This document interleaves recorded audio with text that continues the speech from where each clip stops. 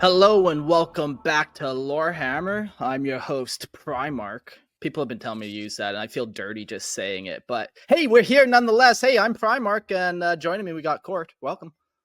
Thanks, Primarch. Appreciate you letting me be on this distinguished podcast of facial hair. I'm contributing just a little bit, so it's good to be here. Mhm. And it's weird hearing like the Lorehammer introduction and being part of it. I'm still getting used to it, and I hope I never get used to it. So it's awesome to be here. Thank you. Yeah, man, love having you. And we also got Logan. Welcome. Yeah, thank you. I appreciate being here with one of the lost Primarchs. Primarch, it's great to be here. Looking forward to our show. Yeah, today's episode is the Primarch Project. So no, we're not talking about how I was discovered, unfortunately. That you have to go listen to another podcast to find out my origins. But we're talking about the Emperor's children themselves, the Primarch Project. And before we get into any of that, let's just do some quick housekeeping really quick. Yo, did you boys see Secret Level yet? The Space Marine Secret Level thing? No, not yet. I've seen clips of it, and I am so stoked to finally. I'm probably gonna watch it after this. If I'm being honest, but I watched it 5 ready. minutes before, and fucking tight. I won't say any spoilers, but fucking tight. What is this? I truly have. Amazon is doing a bunch of one-shot shows of things like Armored Core or Warhammer 40K, and the 40K one dropped yesterday or today, but it's really good. A lot of people are comparing it to the Astartes animation that was on YouTube. Like, it's Yup. that good. Is this supposed to be like Yup. teaser for the Man. Babel show kind of thing? No, it's unrelated to the one Henry Cavill is But it's attached to. Amazon. This is just something they're doing. Yeah. Yeah. Amazon I've been Secret saying Level. for years that 40K was gonna hit mainstream. We're just on that fucking cusp, and I truly believe, boom, now we're mainstream, man. Between this, between Space Marine 2, between all the Henry Cavill stuff, like, what a time to be alive in the 40K realm. Oh yeah, it's huge. I'm checking this out as soon as we're done. It's huge, man. Yeah, I talked to grandmas, even they know about it. Everyone fucking knows now, man, and it's super cool. I'm so hyped for where 40K's at. Even though some of the stories are a little whatever, but fuck, I love it. Good time to be alive. It's cool seeing all this new lore, and they're just pumping out, like, not in a bad way, but they're putting out a lot of good lore and a lot of cool things for us to watch and consume right now. So it's a great time to be in the hobby, even if you don't play the game. It's just fun to be here. Yeah, man, fucking 10 out of 10. So I won't say any spoilers about it. If you guys had watched it, maybe we'd give some spoilers and give a little gap, but I won't ruin it for anyone. Just go watch it. Go check out Amazon Prime, Secret Level. You'll find the Warhammer No Fear. Do I have to be a Prime member or something? Yeah, I believe you do. Okay. Logan, I'll steal yours. I'll steal your account or something. I'll live stream it. We'll do it later. Okay. Yeah, there's people on the Discord live streaming it. That's how I got to watch it tonight. So shout out to Grimaldus. Super cool, man. Fucking tight. Grimaldus even says in the chat, will we be streaming it in Discord afterwards? Yeah, I would watch it again for sure. It was only 17 minutes. So after the show, definitely I'd watch it up again. So maybe go check out the Discord. If you need a link, hit me up on Facebook or Instagram. I think there's also links in the description below under the link of all links, the link tree. So moving on, it's almost Christmas time. Merry Christmas-ish. Merry Christmas season, I suppose. Yay. If you guys want to send Lorehammer a gift, we accept gifts. I know somebody messaged me the other day and they're like, hey, I work at a winery and I want to make you a Lorehammer wine and send it to you. So I'm like, fuck yeah, I would love that. So maybe you don't have that ability to get me drunk on homemade wine, but maybe you just want to throw us $10. You can go to www.patreon.com/lorehammer/gift and toss us a donation. There's a link in the below. Or we also just have one-time donations in the link below as well. And if you like the show and like what we do, just go toss us $5, say Merry Christmas, and I'll definitely feed my daughter with that kind of money for sure. I like the wine idea. That's pretty clever. I love that. As a former home brewer, I can definitely appreciate that. Yeah. I love the creativity behind by people giving gifts and stuff, and weird gifts are the gifts that keep giving. So please. Speaking of we've got Patreon, guys. Please join the Imperial Tithe and support the show. this is a direct way that you can continue this show going and push the boundaries of what we're able to give you guys, what Mark's able to provide for everybody here. So please join the Imperial Tithe on Lorehammer's Patreon. There's an ad-free version of all the podcast episodes for only $2.50 a month. And if you want to jump in and watch the video version, that's only $5 a month. So please support the show, jump on Patreon, and become a member of the Imperial Tithe. And if you do join the Imperial Tithe, you'll get to join us live on stream and chat with us while we're recording the episodes. It's been a lot of fun seeing folks from the community getting their input and helping us with questions that sometimes we're wrong about. The other fun thing about that is if you join the Discord, there are people that add stuff about the episode after the fact. I was talking to someone about the water Tyranids after the fact, so it's definitely a very cool community that you guys should be a part of. Oh, cool.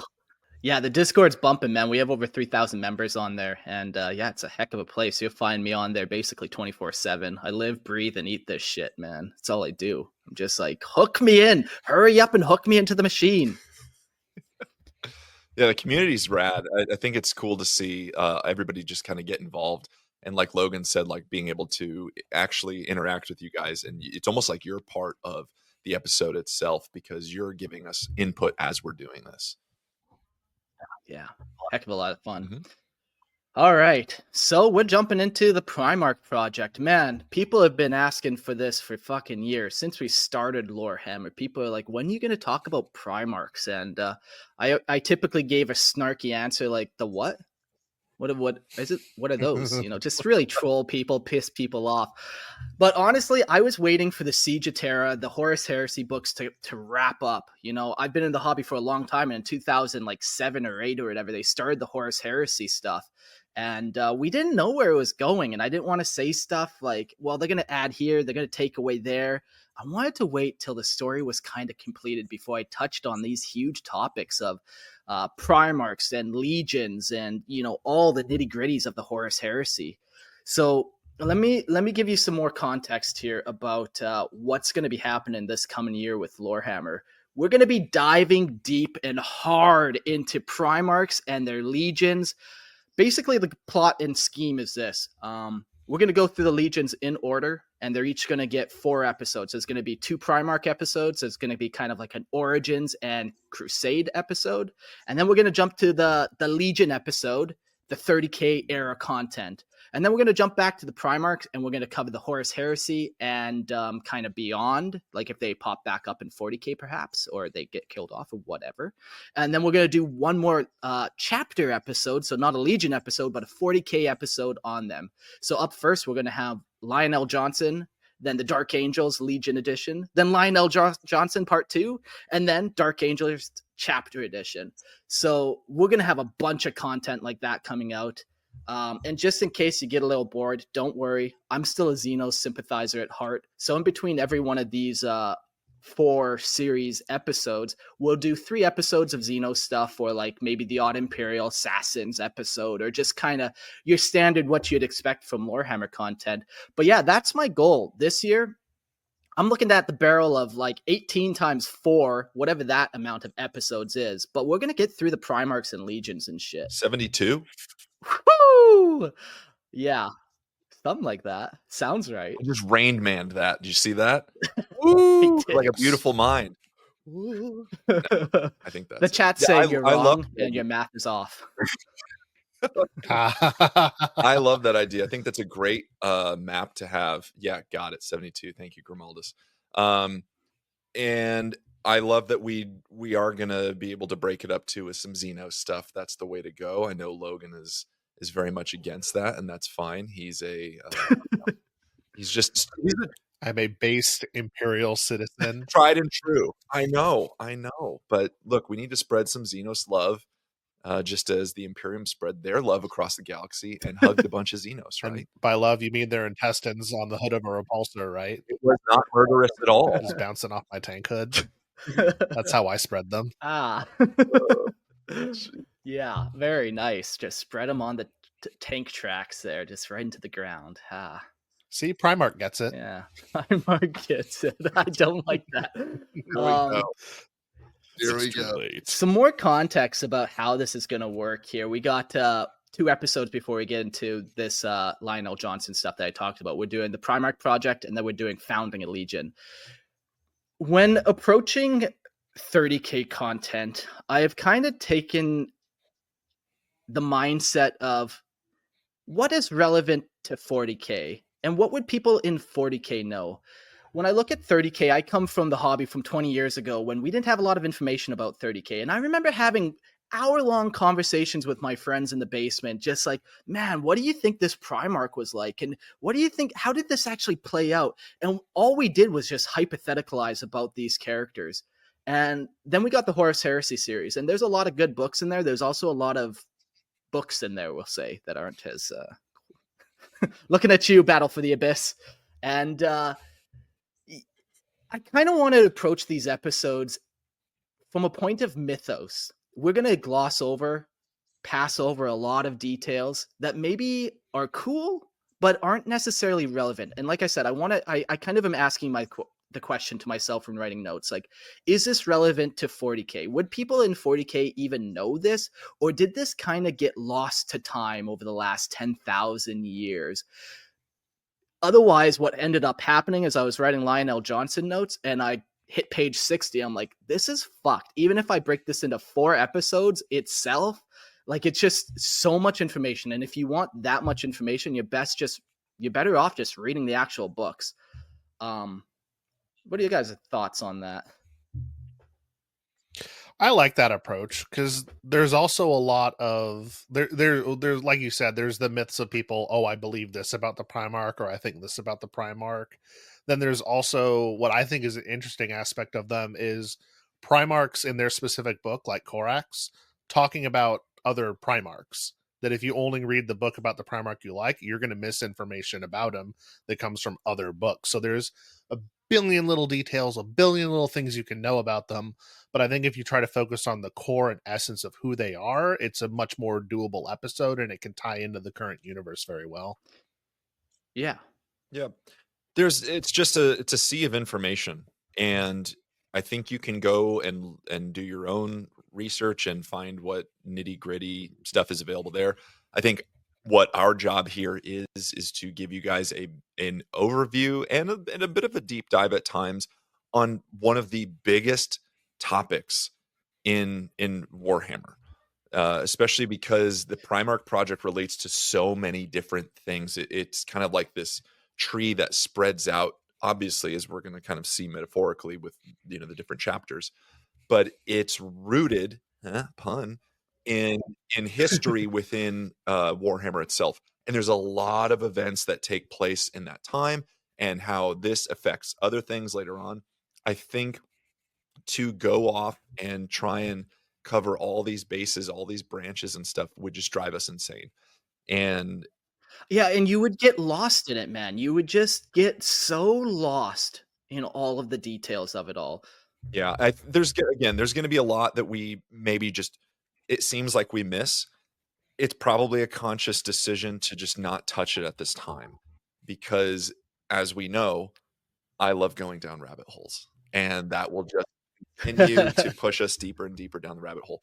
So I think the timeline or the roadmap that you've laid out, Mark, is really good in the sense that it offers little moments where we can, let's just talk about this a little bit and give context. But if you guys really want the nitty gritty stuff, it's the books. And even that, if you want to follow that, because everything has evolved over the time that we've been playing the past 20 something years. Yeah, and this kind of leads me to my next thought when basically writing all of Lorehammer episodes. There are 2 very distinct approaches to consuming lore. You can consume it through novels, and you can consume it through codexes. I have always been a codex guy. There's the 2 different ways. You can either consume the narrative of 40K, or you can consume the setting and universe of 40K. And I've always been a setting and world building guy, where that's what I like. I like the codexes. I like that they give me the sandbox and then I get to go play in it, as opposed to knowing what this guy did on X day and so forth. The 40K books, while they can be fun, they're let's be honest, they're not the best written books. Like, there are better books out there. No offense to the authors, you're better writers than I am, but also they're not Lord of the Rings, man. They're usually just bolter porn, and that's all well and good, but also novels can break the setting very often. They include one small detail here, and you're just like, what can of worms did you just open with that one line that you did as a throwaway, but now you've just really fucking messed things up. So that's the other approach I'm kind of going at when writing these episodes for the Primarchs and the Legions, is like, I approach it from the setting as opposed to the narrative. What do we need to know to play in the setting of 40K, as opposed to, I'm not writing and reading you guys a book. There it is. Yeah, I think the setting's always been more fun than the actual books themselves. Yeah, because I enjoy a one shot of a cool character, but it's a one shot. I don't want to know the to how we got where we are today, because that's not as fun. I don't get to imagine what's happening with that. I'm ingrained in Primarch here, Primarch there. Primarch flew into the warp, and I'll never see him again. It's like, oh, but what if I did? But what if he came back? Ooh, so it can be exciting, but all the stuff in between, he's found and he's gone, is set in stone, and I can't do anything in that space with it. If you kind of compare it, because we're going to double nerd here, because you already opened up the door with Lord of the Rings, but I was watching the commentary on the Fellowship for the week, as I do, and they're talking about, like, people got upset every week. It's the one time a week that I do it. And people were getting upset that Tom Bombadil wasn't in the movie, and that's true. Tom Bombadil is not featured in the Lord of the Rings Peter Jackson trilogy. However, the writers and producers have said, and director have said, well, you don't know that they didn't meet him in the woods. You don't know that they didn't actually talk to him in their journey. We just don't show it. I think that's a great way to kind of think about the setting versus story, is like the broad versus the definitive. Yeah, like, just because we didn't say it doesn't mean it didn't happen. Like, it just maybe was not crucial to the overall story. Like, Tom Bombadil, very interesting character. You can go off on so many tangents about who he is, why he's in Lord of the Rings in the first place, but ultimately it has nothing to do with the story of the destruction of the One Ring. Hell yeah. Double nerd. Fuck yeah. Well, next week when you watch your commentary, shoot me a link and we'll watch it all on the Discord together. I think that's weekly. Start a new Warhammer watch party for whatever. So with all that kind of context, I want everyone to keep that in mind before you send me angry messages about me missing stuff. We're coming at this from the setting approach, and we're coming at this from the approach of, what do people in 40K even know? What's the mythos of this all, as opposed to the daily grind of it all, the narrative. Cool. And with that, I think we'll start the Primarch Project. The Primarchs, the 20 genetically engineered transhuman sons of the Emperor of Mankind, were forged in the crucible of the 30th millennium. Conceived as immortal and superhuman paragons, they were to stand as the generals and proconsuls of the Great Crusade, the Emperor's monumental effort to reunite the scattered fragments of humanity under his unyielding banner. From their transcendent genomes, the Emperor fashioned the 20 Space Marine legions, each a reflection of their progenitor's essence. Bred for perfection, the Primarchs surpassed all mortals' limitations. They were giants among men, unparalleled in strength, intellect, and speed, their minds and bodies honed to the pinnacle of possibility. Beyond their physical and mental supremacy, they bore charisma that elevated them above even the greatest of heroes, their presence akin to gods of ancient myth. They were immune to disease, untouched by the ravages of time, and seemingly beyond the failings of lesser beings. Each of the Primarchs was an embodiment of war itself, a living archetype of its myriad facets. One was the ultimate strategist, another the incarnation of the war's primal terror. One commanded the psychic arts with peerless mastery, while another perfected the science of fortification. In their diversity, they were the Emperor's instruments to reclaim humanity's lost worlds and weave them into a fabric of the unified Imperium. The Emperor envisioned his sons as the greatest military commanders and statesmen in history. Through them, he sought to bring the imperial truth to the farthest reaches of the galaxy, uniting all human settled worlds in the name of progress, enlightenment, as his chosen heralds. They would carry his vision to the stars, reshaping the galaxy in his image. But the machinations of the Chaos God shattered the Emperor's grand design. Through the warp, these dark powers spirited away the Primarchs, scattering them across the galaxy to distant human worlds, bereft of their father's wisdom and guidance. They were shaped and often scarred by their brutal realities of their adopted worlds. These trials forged their unique identities, but they also sowed the seeds of their imperfections. For all their divine gifts, the Primarchs were ultimately men, burdened with the frailties of their nature. It was all too human flaws that would prove the fatal flaw in the Emperor's dream, a tragic irony that casts a shadow over the greatness and the destiny of mankind itself. Jeez. Well, there's the episode, guys. Yeah. Thanks for joining us. See ya. Yeah. We did it. When I said we're keeping it Yeah. brief, that's what I meant.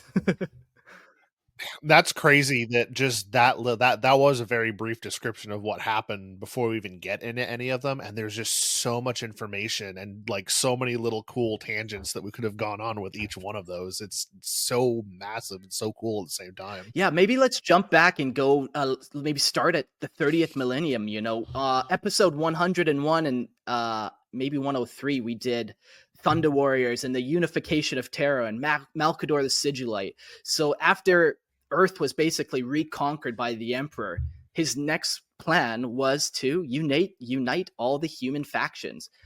During the Dark Age of technology and beyond, humans went out and colonized the galaxy, but they all got scattered and fragmented and lost communication with each other. And some empires remained, but ultimately there was no unifying force of humanity. And that was the Emperor's grand dream. Yeah, that was I think hearing you read all that feels like the best summary of what the Primarchs are without getting into the nitty gritty, which we will, but goddamn, that was good. One thing I like about just this and the Unification War and the purpose of the Primarchs is you think of other galaxy-wide franchises like Halo, Star Wars, technically even Alien to a little bit. Humanity is spread out so far, and they have like one or two little global forces to try to control or fix things. But in 40K, there are 20 legions of superhumans on top of an Imperial Navy, on top of the Imperial Guard, millions upon billions of people and soldiers, and then there's these 20 special super soldier legions. That is just such a cool setting and a scale that I don't think is common at all in sci-fi today. Yeah, and what's rad too, I think, is like you said, the characterization and the personification of all these different things that you listed in there. Someone was going to be the master tactician, one of them's more the charismatic leader in these things. And even if you don't like Space Marines, you're not a Space Marine Imperium player and whatnot, there's a flavor for you. I would almost guarantee there's going to be a flavor for you. And that's, I think, a really cool draw. Initially, when I was getting into Warhammer, when I went to my first trip to GW was, you look on the left-hand side of the wall and it's all 40K and it's, okay, well, all of these are Space Marines? Well, yes, but they're different flavors. Like these are different chapters. Yeah, why is one red and one blue? Yeah, exactly. Yeah, like, and then why is it just a paint distinction? No. And then you keep going down that rabbit hole and it becomes the Primarchs, and they kind of set the tone for each of the chapters. So, yeah. I think like in the current game, they also set the tone for the games themselves. Because if you're talking about Necrons or Tau, it's like, oh, it has stealth that's -1 to shoot at them when you're 12 inches away. Everyone goes, oh, that's just like Raven Guard. Or, oh, I can advance and charge. Oh, that's just like the Space Wolves or the White Scars. No. Like everyone else gets he's salty. Everyone else gets compared to the Space Marines and the Primarchs. That's how influential they are in this universe and the hobby. Yeah, we did a Silent King episode and even the Swarmlord episode where we're like, yeah, the Swarmlord is like the quote unquote Primarch of the Tyranids. Yeah. It's like that scale of creature, everything kind of does get drawn back and compared to these mighty legions. it's interesting too, like, when you know the Emperor as deeply and intimately as I do, you know that the Emperor has a plan for everything. He's planned out every little thing. He can basically, he has the power of warp foresight and can see into the future. And at times that gets blocked by chaos. But ultimately, he had a vision. And yes, he wanted this guy to do this Primarch to do this Primarch to take over this aspect. And when he was creating them, he definitely created them with that in mind. Different specializations, different roles in the Imperium. One is going to take over as a statesman eventually. But they all represent him too, which is the great thing. Like, it's pieces of himself. So those are parts of his character ultimately. Yeah, like we could get in the conversation, I'm sure we will eventually, of I've called the Primarchs the Emperor's sons. And, that's a very common trope in 40K to label them that. And whether the Emperor actually saw them as his sons, they did take on aspects of the Emperor and amplified them, magnified them. But unfortunately, they also took on some darker aspects that took them away from the perfection that is the Emperor. Like, we think we can jump into the history here, and it might just like unveil a little bit of that for us. So, the history of the Primarch Project. The monumental endeavor to forge the Primarchs, undertaken before the dawn of the Unification Wars in the 30th millennium, is remembered as the Primarch Project. While its exact inception remains shrouded in mystery, Perturabo, in years later, estimated his own birth to be the year 792.M30, marking an approximate end to this ambitious undertaking, though he referred specifically to his arrival on Olympia. The Emperor's mastery of genetics was unparalleled, yet the precise methods by which he fashioned 20 distinct superhuman genomes, from his own arcane perpetual genetic code remain lost to imperial science. Unlike the crude practice of cloning, the Emperor employed a two-stage process. First, he extracted a subset of his DNA, forming a pure, undifferentiated gene stock template for the Primarchs. From this pristine foundation, 20 unique genetic templates were derived, each the blueprint for one of his transhuman sons. Yeah, and right off the bat, we kind of learn that connection that they have to the Emperor, where they are made of the Emperor's DNA. They are a piece of him, and with that, it just goes into like, okay, where did the Emperor come from? Do you believe that it was all these shamans that combined their DNA into one form? Like, where did he come from? And now this lineage gets passed on to these next super mythical, charismatic, awe-inspiring figures that, like, you look at them and you're just like agape. You're just like, what? Wow. All you can say is wow. It'd be really funny if there were 20 shaman that came together to make the Emperor, then the 20 shamans split out again into the Primarchs. We're done. We need a new host here. Give us a new body. I'm sick of being roommates with you fucks. What's cool though too is That's funny. it's a very different inception than the Emperor's birth. So if we're going with the mythos of the Emperor being part of the 20 shaman ritual, where they all do the weird suicide pact kind of thing and then reform and kind of become him once he's born. This is the opposite in the sense that it's genetic. Like, it is very much science based. It is Yeah. tooling and tinkering with genetics versus kind of the spiritual side where he was birthed. Yeah. Even like there's the warp kind of magic that could go into things, or there's the science. There's also alchemy, which is like a third type of thing that could go into thing. Like Adeptus Custodes, they have like this alchemy type makeup where, the space or the Primarchs, they're genetic. It's definitely a science. It can be replicated. It can be explained. It's not just magic. Yeah. Cool. So, during the tumult of the Horus Heresy, fragments of this genetic mastery came under scrutiny. A Raven Guard, yes, Logan, you heard that correct, your favorite, a Raven Guard apothecary, and a Mechanicum Magos generator. Magos genitor uncovered unsettling truths. Certain Primarch genomes bore deliberate deletions from the pure gene stock, while others revealed the addition of non-human DNA. Most curious was Subject 6, whose genetic strand displayed canine-like elements. Though it is uncertain if these designations corresponded directly to the Primarchs, such findings could illuminate the wolf-like traits of Leman Russ and the feral mutations afflicting the Space Wolves, manifesting as the Wolfen. Modern Imperial scholars believe the creation of the Primarchs extended beyond physical engineering. The Emperor likely invoked psychic sorcery drawn from the warp, imbuing his creations with extraordinary abilities and charisma that defied genetic explanation. This melding of science and the arcane elevated the Primarchs beyond mere transhumans, yet also made them perilously vulnerable to the predations of chaos.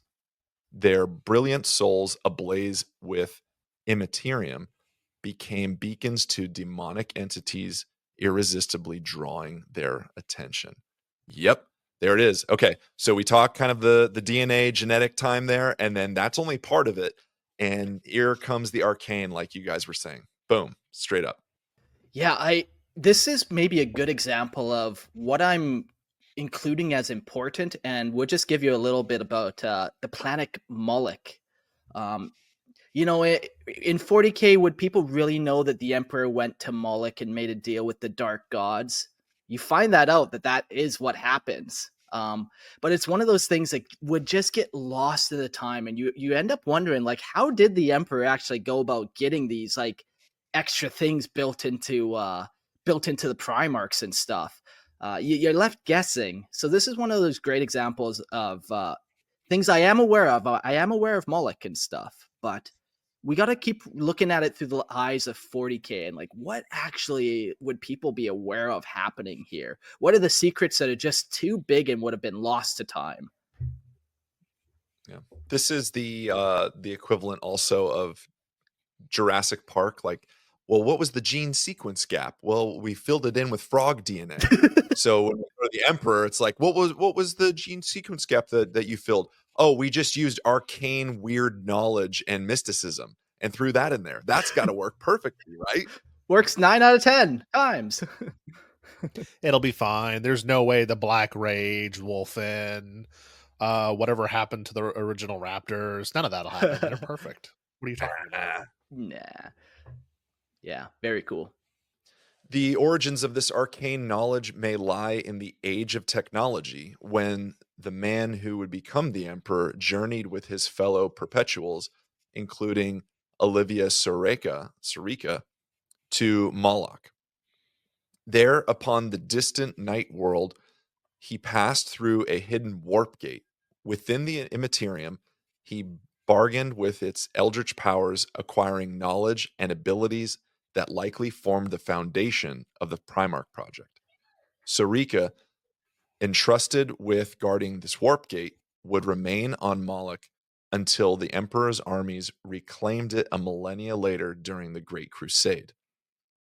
This forbidden knowledge shaped the Primarchs not only in body, but also in spirit, endowing them with a magnetism and authority that transcended the limitations of their genetic heritage. Yet it also cursed them, for the very techniques that gave them their luminous souls rendered them susceptible to the corruptive influence of chaos. To protect his creations, the Emperor inscribed intricate wards upon their gestation capsules, and enshrouded the gene vault beneath the Imperial Palace in the Himalayan mountains with the most potent Geller field ever conceived. Oh man, that is so rad. And I do want to point out, it sounds like I'm mispronouncing Himalayan, but in 40K lore, it is Himalayan or Himalayan, and it is still actually referring to the Himalayan mountains. I'm right. Isn't that Yeah. That accurate? sounds like something the British would do. We're just going to rename this place. Yeah. Just throw a Z in there. It's fine. It's Tuesday, isn't it? Yeah. Yeah, so we get another little picture of the Primarch Project and how the Emperor actually went about doing this. He had these super secret gene labs in the Himalayan mountains, and in those labs they had the smartest scientists in there working with him. And then they had all these capsules lined up, and in the capsules they started vat growing the Primarchs. Yeah, I think to talk about it as the Primarch Project also really denotes that there it is a team effort. I know that we obviously give, you know, all praise to the emperor, yes, and well deserved in this sense because it's his idea. But this is a team effort. He had geneticists, he had scientists working with him on this, and I think that also speaks a little bit to his. I don't want to use the word love, but his affection for humanity, his kind of confidence in humanity is that he also allowed others to be part of this. Now, whether he used them and whether it was like this whole selfish kind of thing, that's neither here nor there. But I do want to touch on this that it is a project that incorporates quite a few people. Yeah, like the Emperor, he's not a selfish character. Like when you're dealing with thousands of people, yeah, he seems like he's a bad guy because yeah, you can sacrifice millions of souls, but if you're dealing with trillions of people, like it's a numbers game and it gets weird. But like the Emperor wants a unified mankind. He wants to make mankind better. He wants wants to take them to the next step. And it's not because he wants to like rule over them necessarily. It's they need a leader for sure. Every race needs a leader, but it is that he wants to bring mankind to the next level. Yeah. Before the show, you were mentioning a chick that we should just briefly mention. Mhm. One of the contributors is Arda, Mhm. who is do you know much about her? I as far as I know, so, Erda, however you wanna pronounce it, but she was a perpetual that was very close with the emperor. She was I believe a geneticist that was part of the Primarch Project, and kind of instrumental in figuring out the genetic code with the emperor, and in some stories and whatnot, she used part of her DNA or part of her being in order to kind of perfect it as well. And then we can kind of get into the rabbit hole of did she sabotage it and this and that, but there are two I think worthwhile mentions just at least to acknowledge that there's Erda and there's also Astarte herself. Amon Astarte, I believe, was another geneticist that the emperor brought on.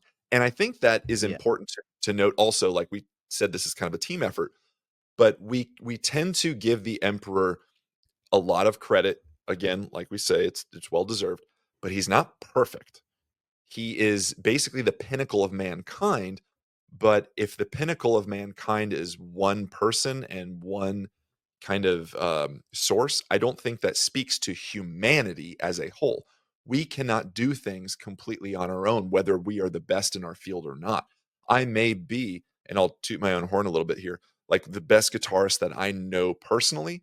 That doesn't mean I should be in a band by myself. That doesn't mean and like this, I think Mark, you are a great example where like you put this show together. This is you. You doing it alone, I think would be taxing, Whew, and it would be a nightmare. you might not like it.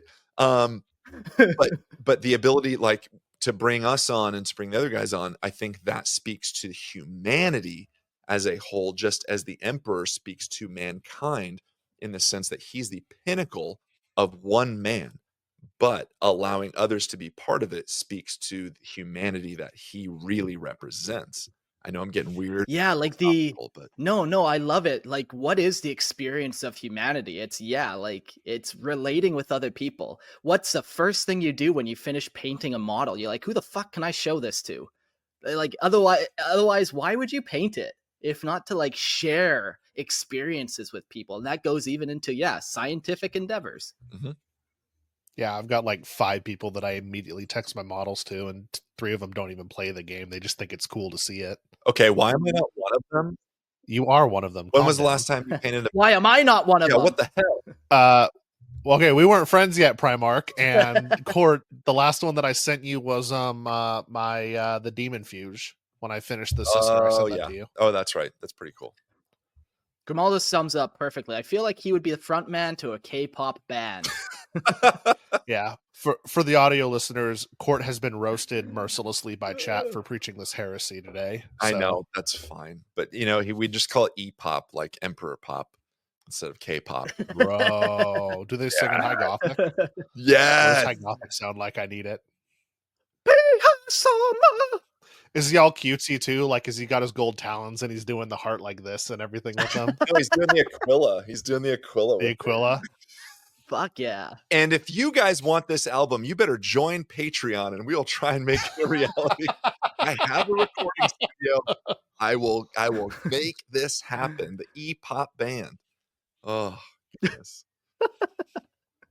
That's amazing. It's not as good as Acid Tyrant, the band we came up with last time, but it's still pretty good band. Hell yeah. Still pretty good. I forgot about that. We're going to make an entire library of 40K artists that aren't real.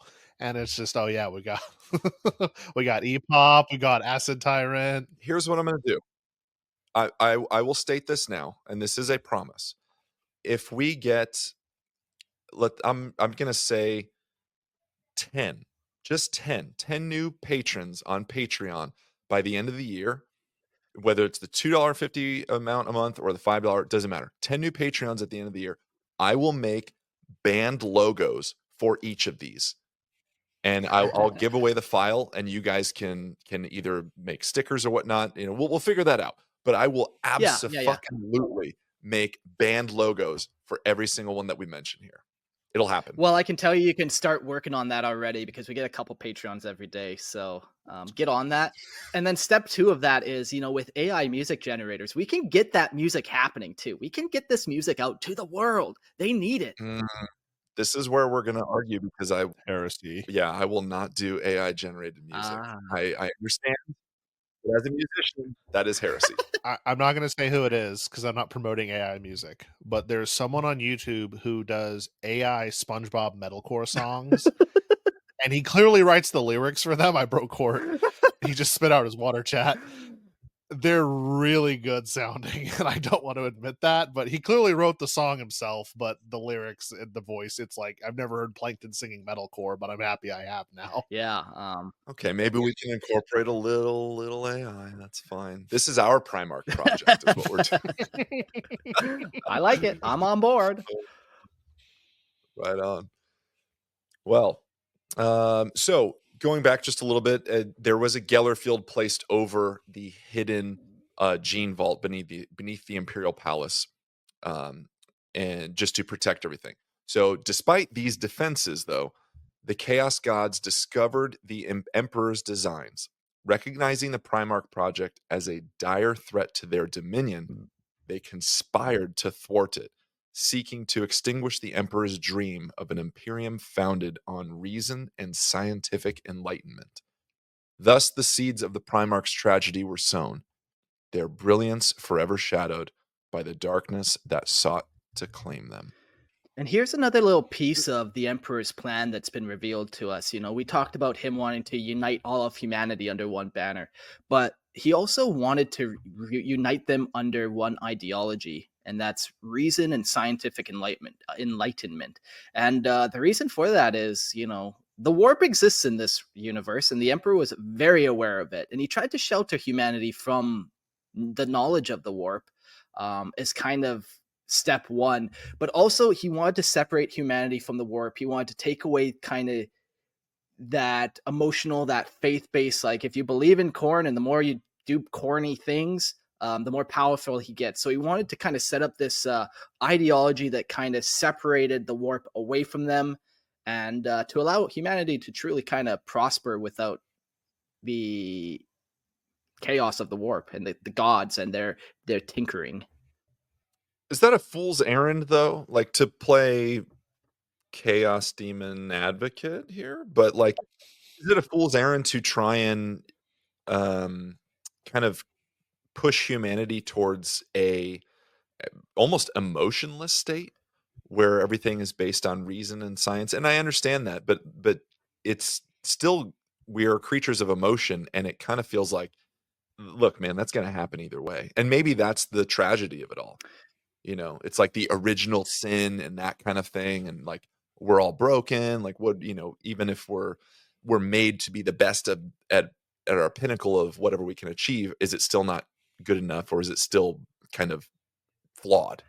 Yeah, yeah, like, even the Emperor, who you were saying, like, yeah, he's the pinnacle of humanity, like, he still felt sadness, he felt pride, he felt, affection towards some Primarchs as opposed to others, so even him, he still was in this emotional state, and maybe the other factor that I think this one's a little more speculative and not necessarily, he wasn't quite there yet. He wanted to turn humanity into a psychic race. And so you get these two combinations where it's like not only can they master the warp, they're also kind of like a little more zen, where they're aware of it. It's this many layered Ponzi scheme that he has to kind of set up, where it's like first you kind of set up this, and most people have to believe in this because we can't have people just running amok. But then you elevate more people to become psychers, and more people, and then once you get enough psychers, then you can really kind of battle chaos potentially and overthrow them that way. But he never got that far in his plan for us to fully know what he was up to, what his end game was. Well, I think even just your response there helps me understand it better. So yeah, that makes more sense to me. Thank you.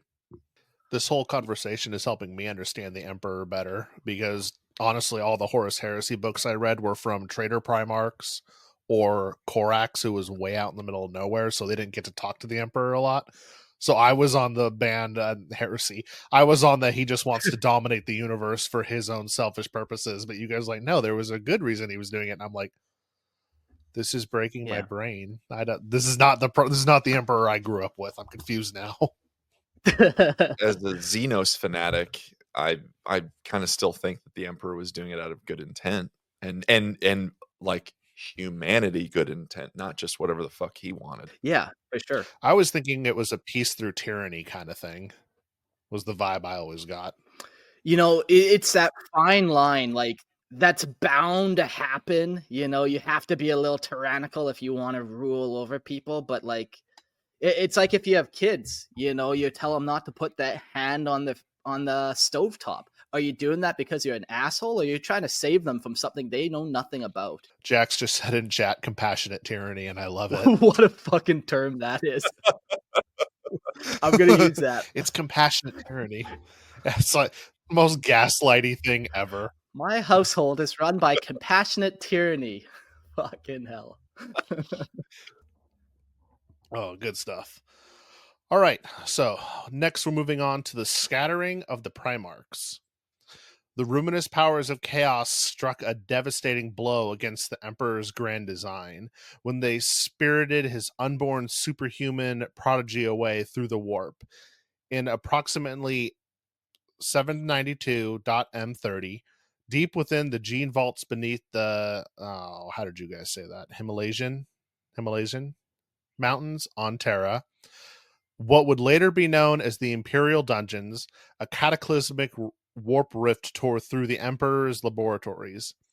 The gestation capsules that housed his nascent sons, the Primarchs, were cast adrift into the Immaterium and scattered across the galaxy, depositing these godlike beings on distant human colony worlds long shrouded in isolation since the Age of Strife.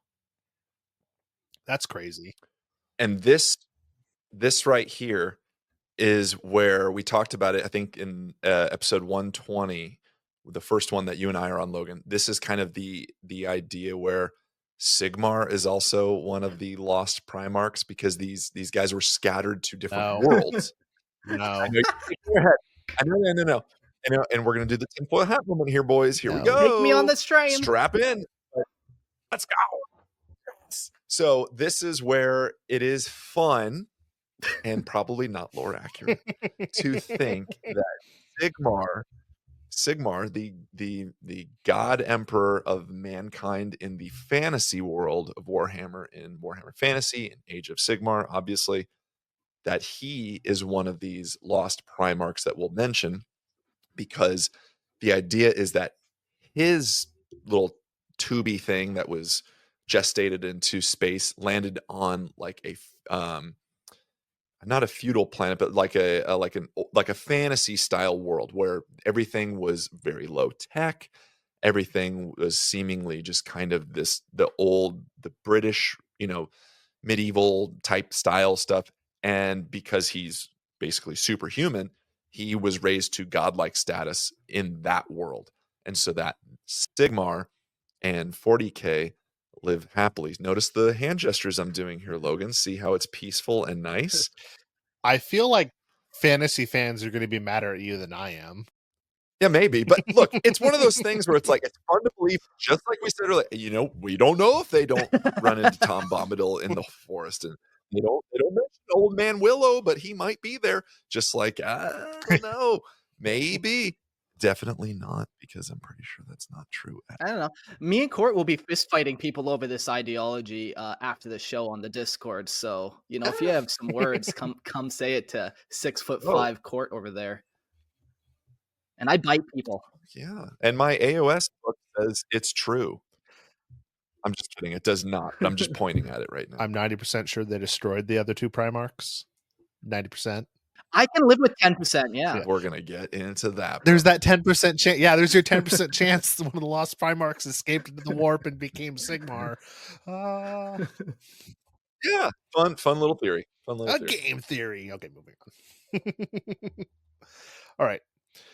It was during this dark moment, as the Emperor's creations were engulfed by the warp, that the seeds of corruption may have been sown. The insidious touch of chaos, even in this early stage, could have begun to shape the destinies of those Primarchs who would one day betray their father and the Imperium.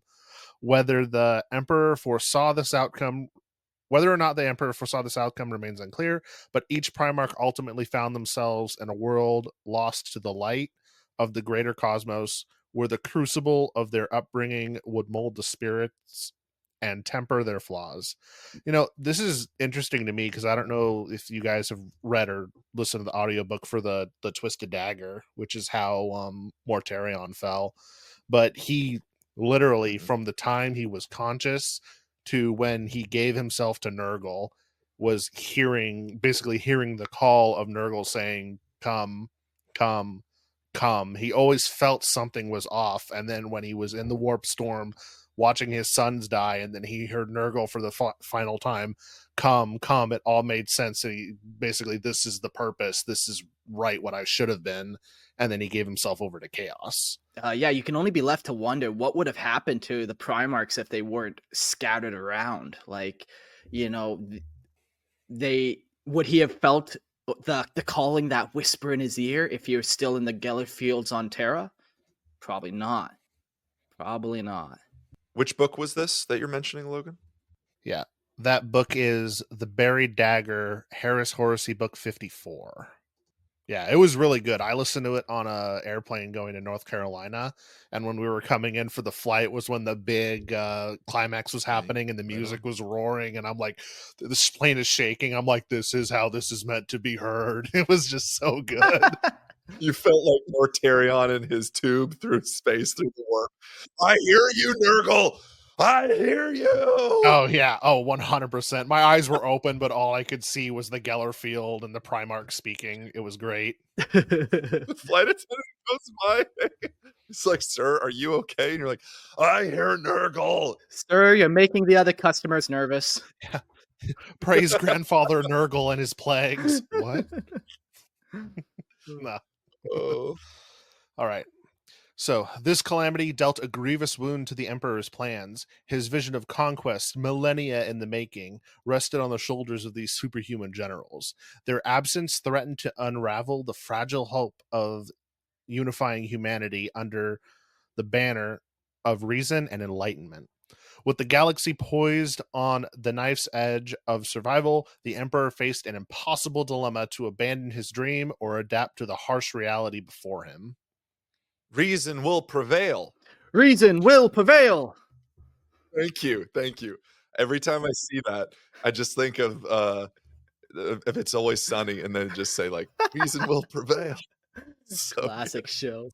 it kind of makes me giggle though. When is the universe ever not on like a razor's edge or a knife's edge or a sword's edge? It's always about What to are you blow talking up. about? We currently even live in such peaceful times. Nothing bad's going to happen to us in the near future. Nah, we're fine.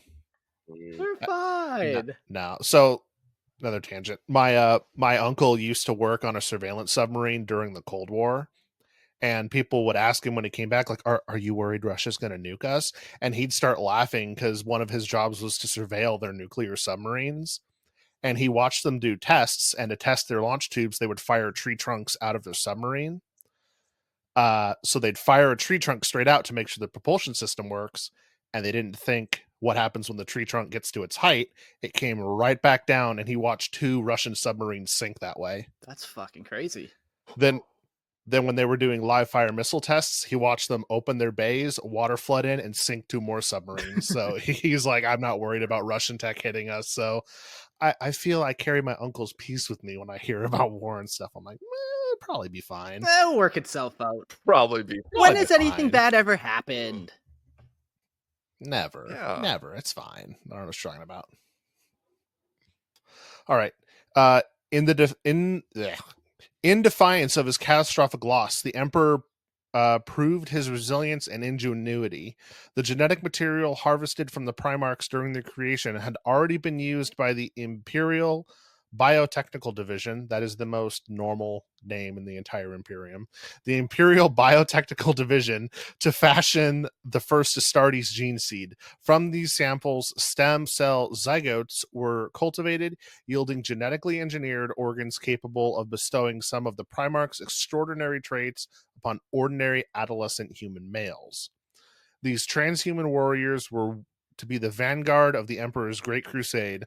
Only the finest and most valiant among his soldiers were chosen for this transformation, their bodies and minds reshaped into the warriors who would become the Legiones Astartes, the Space Marines. Though each Astartes was but a shadow of their Primarch progenitor, they could be created swiftly and in numbers sufficient to fulfill the Emperor's ambition. Where the Primarchs required centuries of meticulous crafting, thousands of Astartes could be forged and trained in a single Terran decade. That's still crazy. By 798.M3, these methods had given rise to a force of unparalleled might. With his space marines at his side, the Emperor launched the Great Crusade, an endeavor to reclaim the galaxy for humanity. Though the Primarchs were absent, the Legiones Astartes carried forward with the Emperor's will, their gene sires waiting in exile to join their legions. Yeah, I think it's important to go back a touch and just emphasize something that you said, Logan, because it's very important, is the Astartes. So Space Marines were created in the vision of their fathers, which is the Primarchs. So you have, if we're doing this kind of tree thing here, it's like Emperor splits to his 20 sons. And we're just going to call them sons for now. So the Primarchs. And then those split to their respective chapters or legion. We're going to say legions right now because I guess it's not technically chapters. And so these Astartes, these Space Marines, kind of are conceived and grown and created without even knowing they're Primarchs, like without the representation of where they come from necessarily. So you already have legions growing and being created and formed without seeing where they come from, as far as like kind of the poster boy of who represents them. Yeah, and it's interesting. Even these legions at this early development were already showing signs of their forebearers' kind of abilities. For example, the Thousand Sons, they suffered from the flesh change, where they were just ridden with psychic disease, and psychic powers would just morph their body. And later, Magnus, their Primarch, would kind of come and tame this ability inside them. But yeah, like it even went a little bit further as to like even some of their tactical approaches kind of bled into them genetically. The other thing I want to touch on too before GW gaslights me, there's only male Space Marines. That's all. There hasn't been female Space Marines. There never will be, and if they do, they're breaking 30 years of lore. GW, you can't gaslight me into saying there's always been female Space Marines. Get fucked.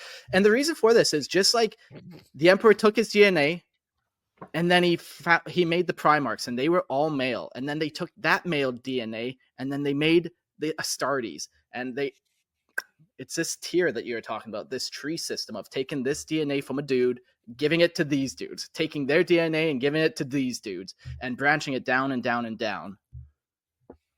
I think GW, either this edition or last edition, got in some hot water. I don't remember on which social network it was, but they put in the Space Marine Codex that only genetic males could be in there. And a lot of people from different communities were upset that they used the phrase genetic males for who could be a Space Marine. Yeah, there's a lot of retards out there that don't know that men and women are different. And like, you do you go live your life, but don't fucking gaslight saying there's a third gender. Like, fuck off, man. Like I said, you do you. It's we're talking about a fucking game here. Like, this is nerd shit, and to kind of rail against it in the like, I understand, and I think it was almost put best also. I think, man, way back in the Lorehammer day, I'm pretty sure you guys covered it. Like, PETA got really upset with GW about like animal representation with wolf pelts. And it's No. look, Yeah. look. I'm just gonna say, yes, I understand PETA. I get it. And I'm all for animal rights.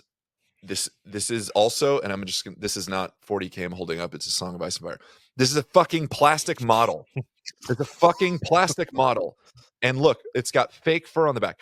Fake. This is a fucking plastic model. Okay? Oh, Like, man. this is fake. This is all fake lore, guys. Make believe. This is make believe. It's a game. And I Is fake fur fake murder?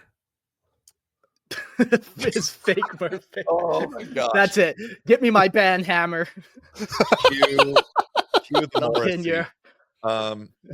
And I do think it if you're, I know we're gonna get into, this is a bigger tangent. I just want to say, like, if you're railing against Space Marines because there's not female representation, I understand. However, you're missing part of huge female representation in this, which is, like we said previously, Erda, Amon. There are no Space Marines without these women. It in lore, if that's how you want to look at it, it didn't. There are no human without women, man. Like, my wife has the magical power of growing a baby inside her. Oh, sure, I can do more push-ups than her, but what the fuck does that mean? Like, she has this magical ability to make humans, man. And that's the coolest thing ever. I love how you describe that. That's great. Yeah. I think that's a rabbit hole maybe best not touched in this, but I think you're right. Like, they're trying to serve a lot of different masters, and I understand. I get it, but look, it's just dudes being bros. Look at me. I'm the master now. Yeah, it's right behind him, Lore Master. I don't know. Oh no, Lore Hammer. Uh, I don't know why I thought it said Master behind you. That's your Discord title, isn't it? Yeah, that's your Discord title. That's why I thought that. Yeah, you're just a little lore master light over there, but that's good. That's Laura fine. Prentice. It's nice. Lore Apprentice. I like Lore Apprentice. That feels more appropriate for what's going on here. And then just going back to that family tree before we carry on with the reading, we're talking the Primarchs are the sons of the Emperor, and the sons, or the Astartes, are the sons of the Primarch. Then the Astartes are all cousins, essentially. And it's interesting, like, you almost never see that describer thrown around. You see lots of times when reading the Horus Heresy books, like brother versus brother, but it's really more like cousin versus cousin. Yeah. I know in I forgot what it's called, but it's the Warhammer Plus show that has the Necrons, the Salamander, and the Ultramarine in them. The Ultramarine and the Salamander do call each other cousin frequently. Do they really? Cool. Oh, Yeah. I didn't. It's is it Pariah Nexus? It might be Pariah Nexus. I haven't seen all of it, but I saw bits of it, and that was one of the things, was the Ultramarine apothecary is talking to the Salamander. They're getting sassy with each other, and they're basically like, you best watch yourself, cousin. And then they move on. That was a good show. Cool. Yeah, for sure. All right. Now moving on to this is why you went on that little tangent there. The creation of the Adeptus Custodes.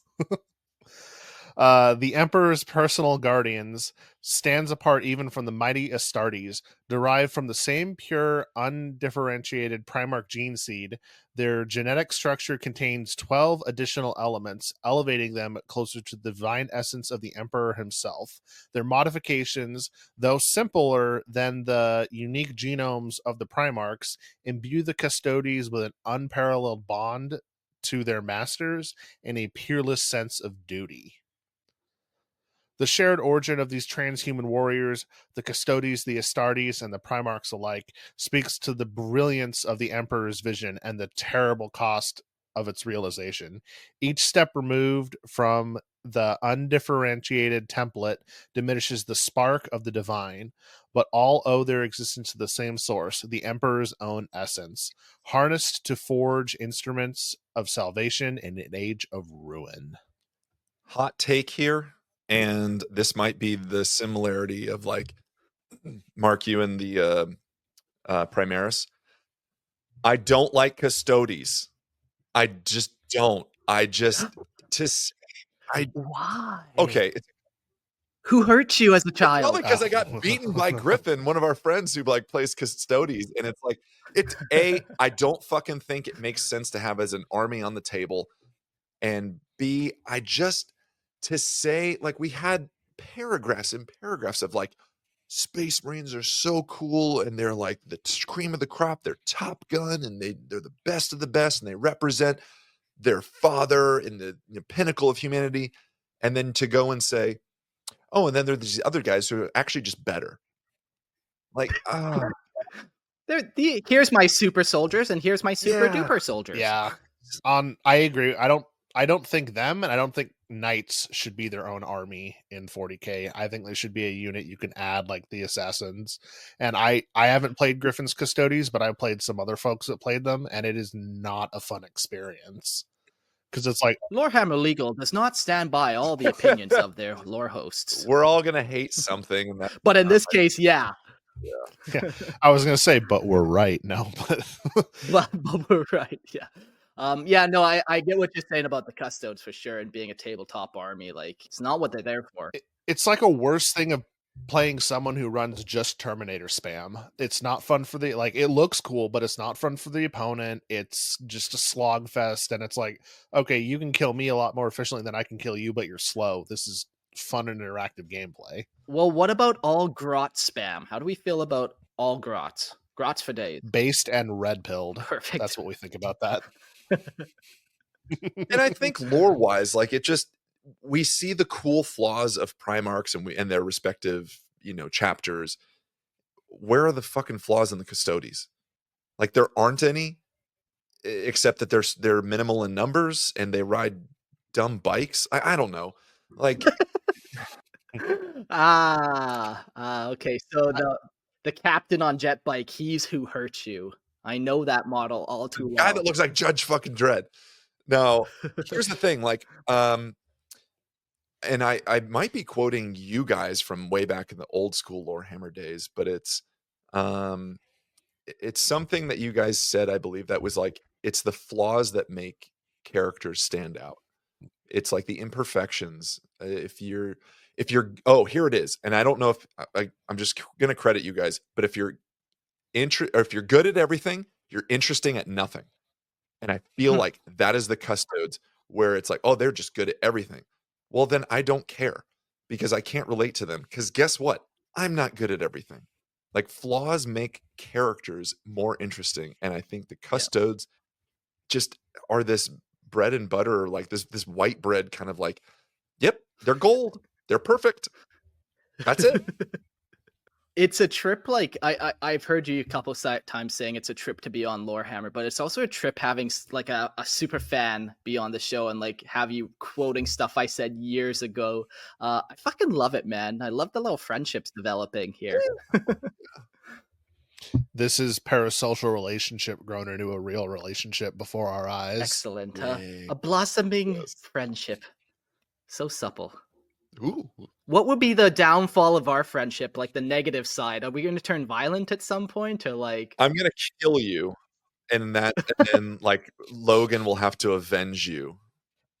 Ah, okay, okay, No, okay. really, it's because I love Space Wolves, and that's where you and I are gonna differ. Oh god. All right, all right. Anyway, So, so the Primarchs have been scattered across the galaxy. They've each landed on different worlds, and each one has different obstacles that they have to overcome. And when we get to the Primarch episodes themselves, we'll talk a little bit about that. But as for now, we'll jump to the rediscovery of the Primarchs. As the newly forged interstellar human empire expanded during the Great Crusade, the Emperor employed his unparalleled gifts of psychic foresight and precognition to locate his scattered sons, the Primarchs, across the vastness of the galaxy. One by one, he reunited these superhuman beings with their respective Space Marine legions, restoring to each legion their guiding presence of its gene sire. Each Primarch embodied the spirit, temperament, and martial philosophy of their legion, serving as both a father and as an older brother to the Astartes. To their warriors, the Primarchs were the ultimate exemplars, living manifestations of the ideals they strove to embody in their ways of war. The reunion of the Primarchs with their legions marked the zenith of the Great Crusade. Under their command, the Imperium achieved staggering victories, bringing thousands and eventually hundreds of thousands of human settled worlds into Imperial compliance. I love that word, Imperial compliance. Whether that means just bombing the entire planet so there's no more humans left to comply, well, it's a compliant world now, or actually going down and negotiating peace deals and like, well, you probably shouldn't be fraternizing with these Xenos, and anyways, we killed all those Xenos, so you can't fraternize with them anyways, so. And it's stuff like that that made me think the Emperor was a tyrant. Like, he wants absolute control. If you won't be with him, then he doesn't need you, vaporize you. Well, compassionate tyranny, remember? He's keeping you safe from those dirty, filthy Xenos. He doesn't want you to get an alien STD.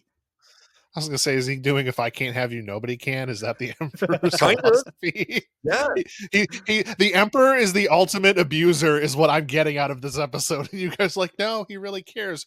He's gaslit you two into believing he really loves you. Look, gaslighting's not real. It's something you made up. Hey, you can't do that.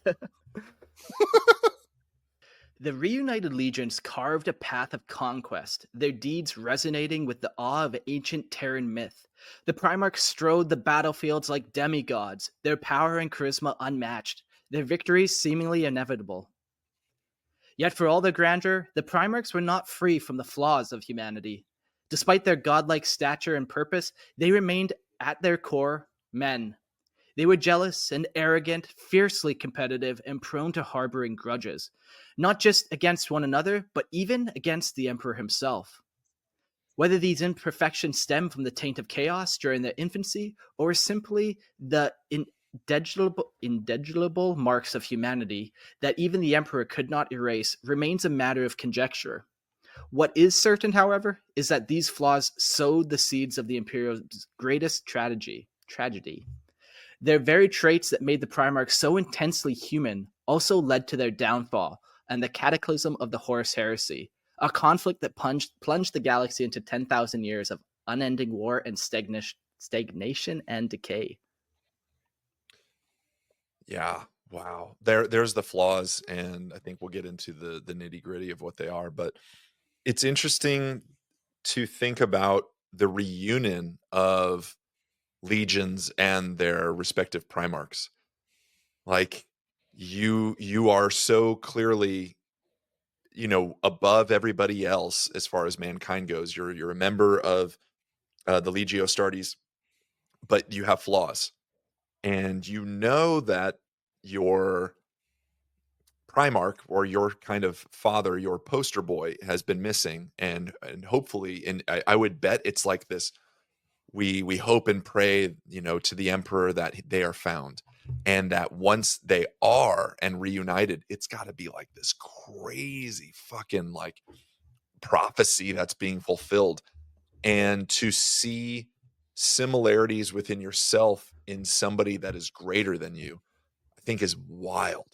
There's a lot of times, like, growing up, you'll start seeing, I'm older now, I'm 37. It's like, I start seeing like, oh, I avoid conflict because my dad does. I see that. And oh, I do this because, my dad does that and his dad did that. And in this parallel, though, it's kind of like we have, the the legions with their flaws, but their strengths as well. And then they see the guy that's basically representing them the greatest. It must be so fucking inspiring as a legion to be like, oh my God, we're now complete. Like we Yeah. are now ready. Yeah. Yeah. I love that. I wonder too, like, during the start of the Great Crusade, did they know that their Primarchs were missing, or was this kind of like a secret? And then they found Horus, and then at that point, they're like, there are Primarchs out there for all of you, and we will find them. Because like I kind of wonder if the Emperor is like, they're lost. Unfortunately, they could be dead, they could be lost. Like we might not ever find them. So maybe I just won't reveal this secret. And then even like the Emperor himself, like found one, and he's like, holy fuck, I didn't think I'd find Horus. Horus, come here, my boy. Like that would be a crazy trip too, even taking it to that level. And then naturally, yeah, like what you said, like yeah, every time a new legion finds their gene father, it's like this huge celebration. Like this piece of me that was missing. Like this is why I am the way I am. Yeah, I think you're right too. It was probably kept secret at first because why point out the flaws in something that you've worked so hard on that is supposed to kind of be perfect? And then afterwards, then it just became motivation almost. Yeah. Like, no, we need to go claim this shit and in hopes of finding our gene father. Yeah, exactly. Very cool. Nemo Forever says, could the Emperor as a psyker feel his sons being not dead? I'm pretty sure it does say that. And like the Emperor has that psychic foresight. So, he might have got visions of him actually reuniting with some of his sons. And then the other kind of piece to this too is he was in communication with Magnus the Red before Magnus's discovery. So he did have the ability to psychic communicate with at least one Primarch. And most of the Primarchs do have some type of psychic power. So maybe there is like a one-way communication where he's sending out messages and the Primarch could, just like Mortarion, hear the Chaos God. They might hear the calling of the Emperor, just not be able to send a message back. But hard to say fully. One such example of the Primarch's vulnerability was Angron. Upon his rediscovery, it became clear that he had been irrecoverably altered by the implantation of the Butcher's Nail. Brutal cybernetic modification inflicted by the gladiatorial slave lords of Nursia. This abhorrent technology designed to amplify aggression and rage was slowly destroying him. The Emperor, alongside the legendary mechanicum techno-archaeologist Arkin Land, studied the Butcher's Nail in an attempt to understand their horrific efforts and perhaps save Angron from his torment. In the course of the investigation, the Emperor revealed a stark truth to Land.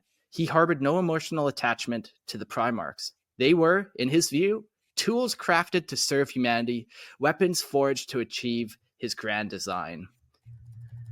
Yeah, this is an interesting thing. Like, this is almost one of those lines where it's like, you can't always trust what people say. Even though it's written down, was the Emperor telling Arkenland the actual truth? Or was he playing some 8D chess where he had to tell him that so Arkenland looked at this less emotionally himself? Maybe he needed that push to be like, listen, like, we put aside your feelings for a second. We got to solve this problem. And maybe he was just doing that for Arkenland's sake. It's so hard to tell somebody's emotions or to tell somebody's actual true intentions just by one thing that they've said to one person. That's tough. Man, that's really tough to think. It is. Like, I don't know. I feel the way he's also treated his sons, though, kind of show that. Like, Perturabo is just a siege master. That's all he ever was, and the Emperor never gave him the time of day. That's literally being used as a tool for everything. But look at it this way, him and Horus were tight. They were homies, man. They went on crusades together. They became very close. Now let's pretend you're the emperor and you have one kid and you're super close with that one kid. Then you have two kids and you're super close with those two kids. By the 18th kid, you're like, I barely know that guy. I don't have time for him. I already have Horus. Like, so once again, just because something was said in the book doesn't necessarily make it true. If we reframe it as, rather than being tools of his grand design and whatnot, but like almost view it as like employees. I know it doesn't sound great, but like, I know. That is the most capitalist thing ever. Like, they're not tools, they're employees. They get benefits. They get a 401, they get a 4001k. See what I did there? They get a oh god. Here we go. Oh my god. Okay. But I think tools is the wrong word, and just to play devil's advocate here, it's like, it's the idea that they stay in their lane. Like, they're good at what they're good at, and you keep pushing it that way. Like, you're not going to put me on an employer's not going to put me on a project where it's just a bunch of spreadsheets. I'm not going to fucking do well there. I see what you're saying. Using them for their strengths Yeah, instead of yeah. like fostering. Magnus is good at Psyker, so you give him libraries. Gilliman's a statement, you have him do statement stuff. Horus is a war master, you war master stuff with him. Okay, that makes a little more sense. Robot Gilliman, Nemo says, I do taxes. Yes. Which, by the way, is a funny little throwback also to a Funkatronic Rex podcast episode that you were on, Mark, when we talked about what would the Primarchs do, or characters in 40K, if there was no war. So little thing here. I think we talked about Rabute Gilliman being a motivational speaker, I think. Oh, yeah. And also like a Tony Robbins thing, but he would also, I think, be like a what was it, like a consultant in your corporate tier kind of thing. Here's how you can take your business to the next level. Yes, Yeah, and we had exactly. like Lehman Russ opening like a petting zoo and stuff. Yeah. Oh, it's we had some good ones. Yeah. The other comment, just jumping back to that tool statement, that is very common. It's very well-known statement. I was an electrician for many years, and I had a favorite tool, and I treated that tool well. And when I exploded that tool in an electrical explosion, I was sad for it. I lamented the loss. So even tools you can have affection for, you can treat well, and like you can still cherish them. They can still be beloved. I love that fucking tool until I blew it up. I need to know what tool it was. I can't talk about it. It's too soon. No. I'm gonna go to bed. I'm gonna look at all my tools because I'm doing electrical stuff right now, and I'll be like, which one was his favorite? Which one of you was his favorite? Which one did he go to bed with every night and WD-40 it? He took such good care of it until some apprentice didn't flick off the breaker like he said he was. That's a pee-pee slap moment. That's a pee-pee slap. I mean, I think in the trades they probably could do that and get away with it, from what I've heard. Yeah, lots of pee-pee slaps going on in the trades for sure. Yeah, not very well HR resources going on there. Not a lot of oversight. You guys don't have any corporate consultants coming down telling you how you can turn your wrench better? No. The only people that really seemed to care for us was like those safety ladies who are like, oh, make sure you're wearing your hard hat. And beyond that, I don't think anyone really cared for our souls. But like I said, I'm not ready to talk about this. This is the real grim dark of Lorehammer.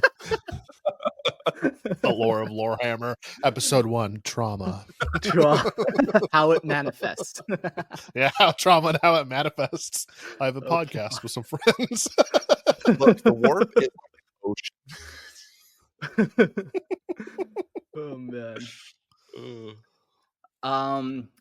Were any of these other comments jumping out to you guys? I know there's a couple that maybe were interesting. Grimaldus is HR, so that's good to know. That's what I got out of this. Okay, that's good enough. I'm gonna watch my language around him now, knowing what he's capable of. Anyways, we'll jump into the next little bit here.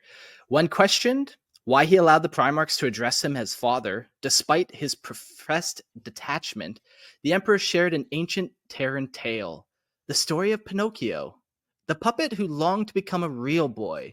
He explained that it was the nature of any creation to seek a bond with its creator, to yearn for a meaning and connection. In allowing the Primarchs to call him father, the Emperor acknowledged their desire while remaining steadfast in his purpose. To be honest, I don't know where that came from and how true that is, but I found that was an interesting little thing on Reddit. I think is where I personally came across that little tidbit. But I cannot verify if the Emperor was truly talking about Pinocchio or not in one of the Horus Heresy books. I'm just picturing like the Meat Canyon video of Pinocchio and the Primarchs going, "Do I look like a real boy, Papa?" Oh, Whenever God. they do something. Yeah, like if he calls the Himalayans, was it really Pinocchio or was it Pinocchia? Hard to say. Hard to say.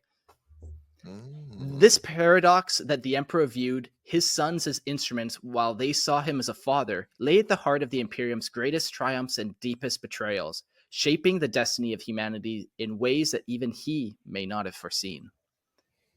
Yeah, like, you know, if he maybe took a little more time and care with some of these Primarchs, would it have been a different story?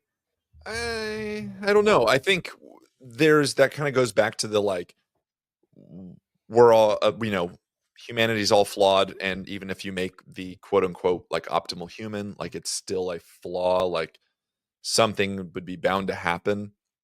It's kind of tough to say that like the Horus Heresy wouldn't happen had Big E just treated them better. I don't buy that. I kind of think that it would have happened, maybe not the way it did, but I think it was almost inevitable. Yeah, like, and especially when you throw in, like, it wasn't just they didn't just have the influence of, "Oh, dad left me alone to go on this great crusade." Like Logan mentioned, Mortarion had a chaos god whispering in his ear from the time he emerged from the pod. There were dark machinations at play here.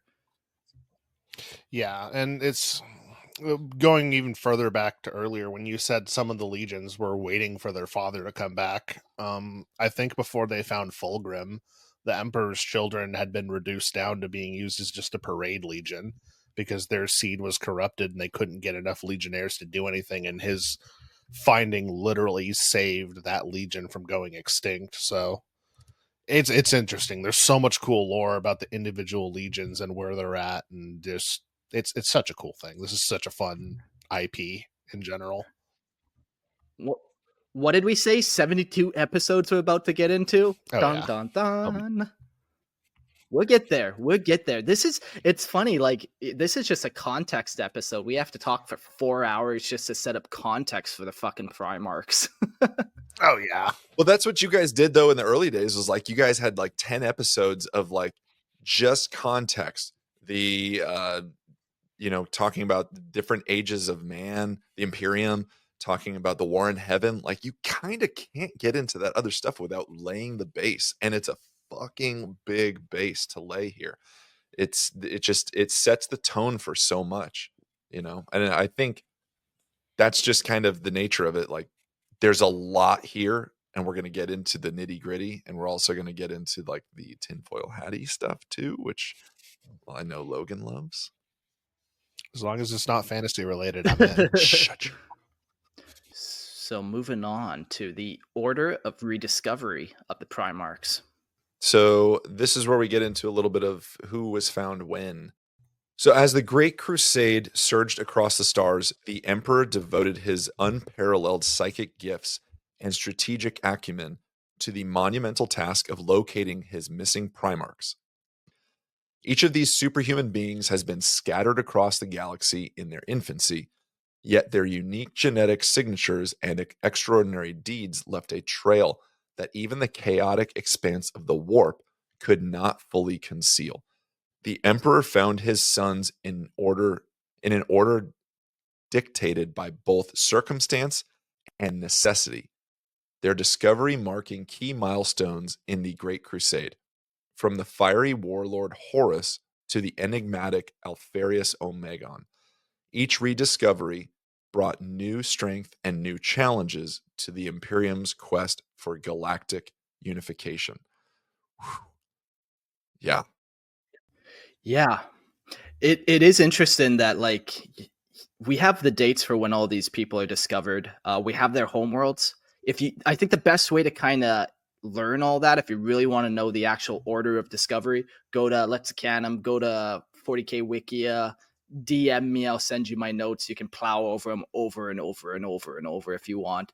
But the two that mentioned that you kind of did was Horus was first and Alfarius Omegon was last. And we mentioned Horus was one of the Emperor's favorites, and that's partly the reason why is because he was the first. He was the first kind of like I kind of picture the Emperor going back. Like, did the Emperor really know how many of them were out there and alive? Like, yeah, he was talking to some of them. Maybe he felt the really close ones. Yeah, he had some foresight, but also during this time, the warp is very turbulent, and Chaos was like manipulating his foresight. Like, he couldn't really trust his visions. So I can just imagine, yeah, that like, holy crap, I found Horus, and then the bond that they slowly built. And yeah, very, very fun. So definitely go check out Lexicanum, and if you really want to know the dates of discovery and all the order and all that kind of stuff. And it's worthwhile mentioning that two of them are just lost. Like, we just don't know anything about them. And we never should, GW. That a boy. Never should. Unless it's Sigmar, of course. Yes. Unless it is proven to be Sigmar, then I'm totally okay with this. And Logan is 100% on board. You are nodding your head. He's yes, lying, chat. is. I'm not nodding my head. Wait, is that an Age of Sigmar shirt you're wearing? If you go on youtube.com at Lorehammer, you can see I'm wearing a very nice forest green shirt with gray sleeves. There is no Sigmar here. Hey, don't gaslight us. There is no YouTube Lorehammer. It's a podcast, you fool. Join the Imperial Tithe and you can see me on the live stream and you can see Court's lies in real time. That's the best way to do it. Well, speaking of heresy. And that's the segue. Speaking of brother against brother, so the Horus heresy, now it gets dark.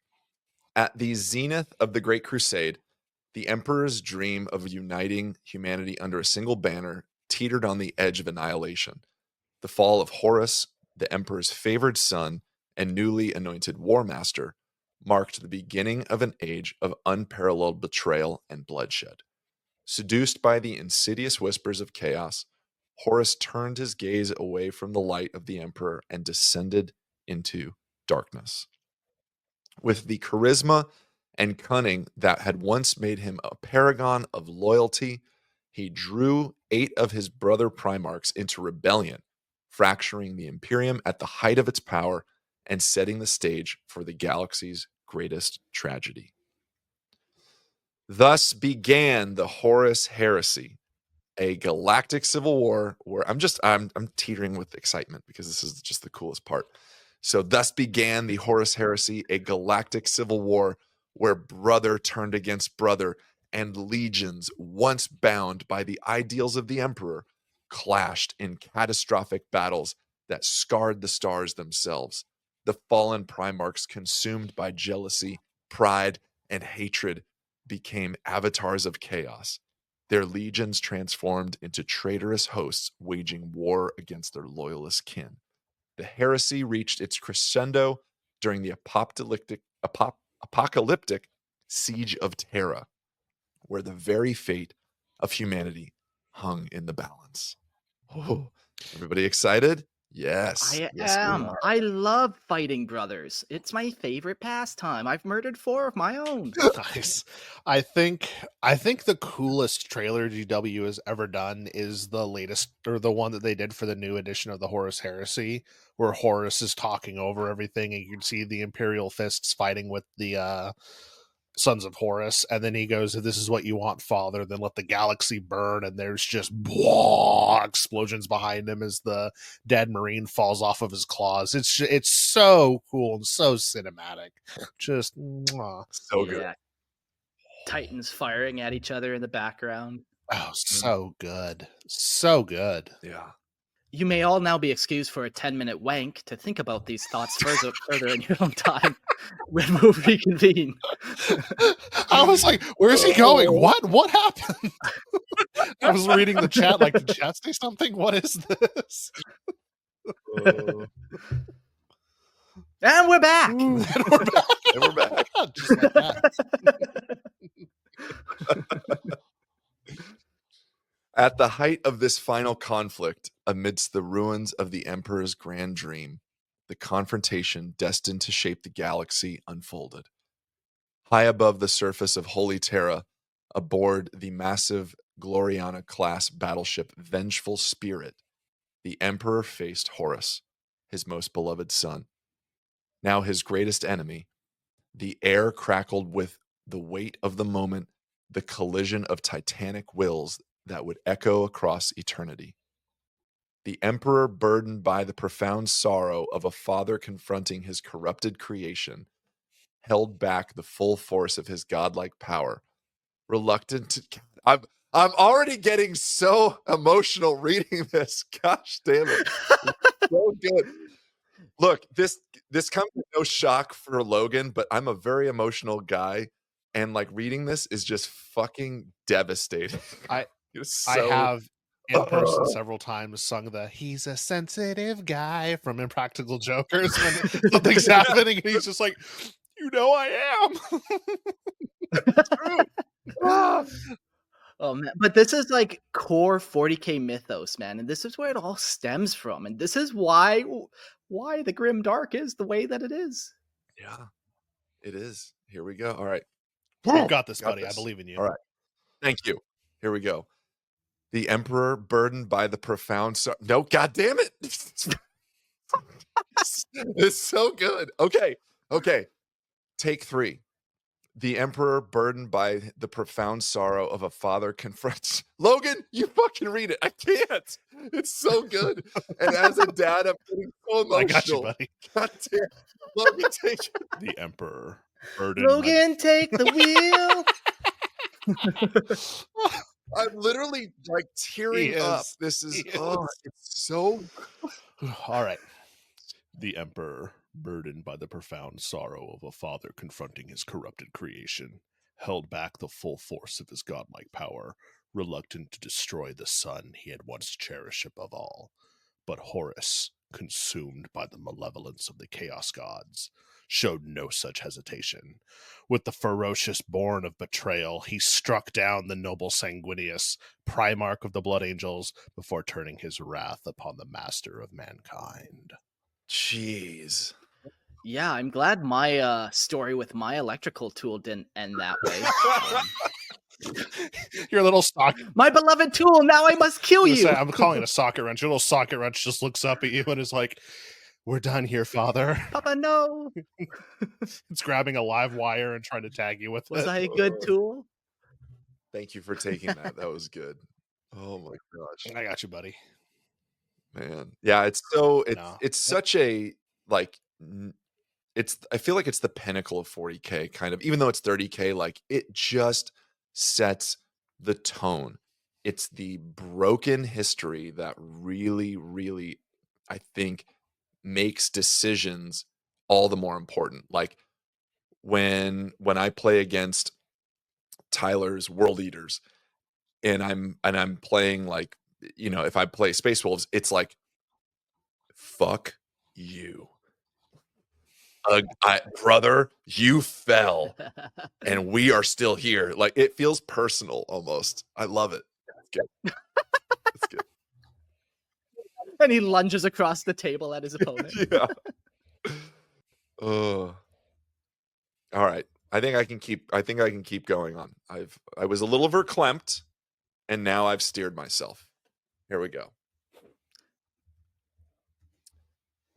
It was only in the face of his own imminent destruction and the full weight of Horus's corruption that the Emperor unleashed the vast, unfathomable might of his psychic power. In an instant of divine fury, the War Master was utterly annihilated, body and soul, erased even from the warp itself. Are you listening, GW? Erased from even the warp itself. Don't bring him back. ensuring Don't do that it. Don't fucking do it. ensuring that the ruinous powers could never revive their broken pawn. But the victory came at a terrible cost. The emperor, mortally wounded, was entombed upon the golden throne, his dream of unity shattered, replaced by millennia of decay and endless war. That's how man, you want to get somebody into 40K, you read like the past 3 paragraphs. Especially if somebody's interested in doing like Astartes. Okay. Yeah, these boxes are cool, but let me just read you this real quick. Of what you're about to get into. Another plastic crack addict was formed today. I love That's it. right. So we used to at Funk at the game store where I was working, when someone got into 40K or even Age of Sigmar and whatnot, I would definitely embarrass the shit out of them when they checked out. So like I'm at the till, I'm at the register, and they made the payment. Good. Okay, they got their combat patrol or whatever it is. And then there's usually like 3 tables of people playing in the back or just hanging out. And I would just all right, guys, he's in, she's in, they're in, here we go. And then they'd like hold up, we got another. and there would always be like, what are they playing? Like Dark Angels, and like 3 people would be like, yeah, and someone would be like, boo. Just and you're so already funny. in. Like there's this infighting within the game itself of like heresy and Imperium rad. So yeah, you hear the odd guy go, "Whoa!" yes, right. There's always the one guy. And then there's me just going like, Xenos for life. Anybody? No. No, cringe. All right. Well, speaking of traitors, Logan, the traitor legions, bereft of their leader, fled into the Eye of Terror, a realm as twisted and cursed as their souls. There, the Primarchs, consumed by their dark bargains, surrendered what remained of their humanity to ascend as demon princes. They became lords of chaos, ruling over fragmented empires of madness and despair within the warp, eternal testaments to the ruin wrought by ambition, betrayal, and the inexorable pull of corruption. Thus, the Primarch Project, the Emperor's grand experiment in creating that's a little bit of a spoiler there, in creating demigod-like beings to lead humanity to a golden age, ended not in triumph, but in tragedy. The galaxy was forever scarred, a grim reminder that even the most divine of creations cannot escape the flaws of their mortal heritage. Exactly what we were saying before. There it is. Yeah. So good. And that's why they need Space Jesus to redeem them from their sins, because we're all go. flawed at the end of the day. With the Primarchs coming back, if Sanguinius comes back, is that Space Jesus? Is that the joke? No. No. Wow, there was a lot of anger behind that. No. If you're dead, you're dead. That's it. Yeah. That's all. You only get one shot at this. Yeah. They'll put Sanguinius through the Primaris Rubicon, and he'll be the first Primaris Primarch. God damn it! Somebody ban this guy. That's why you Mute like him. me, for my fresh Mute heretical him. ideas. I am Ballistarius Call right now, and you guys are the old Imperium. That's what's happening. That's the dynamic here. Oh, god damn.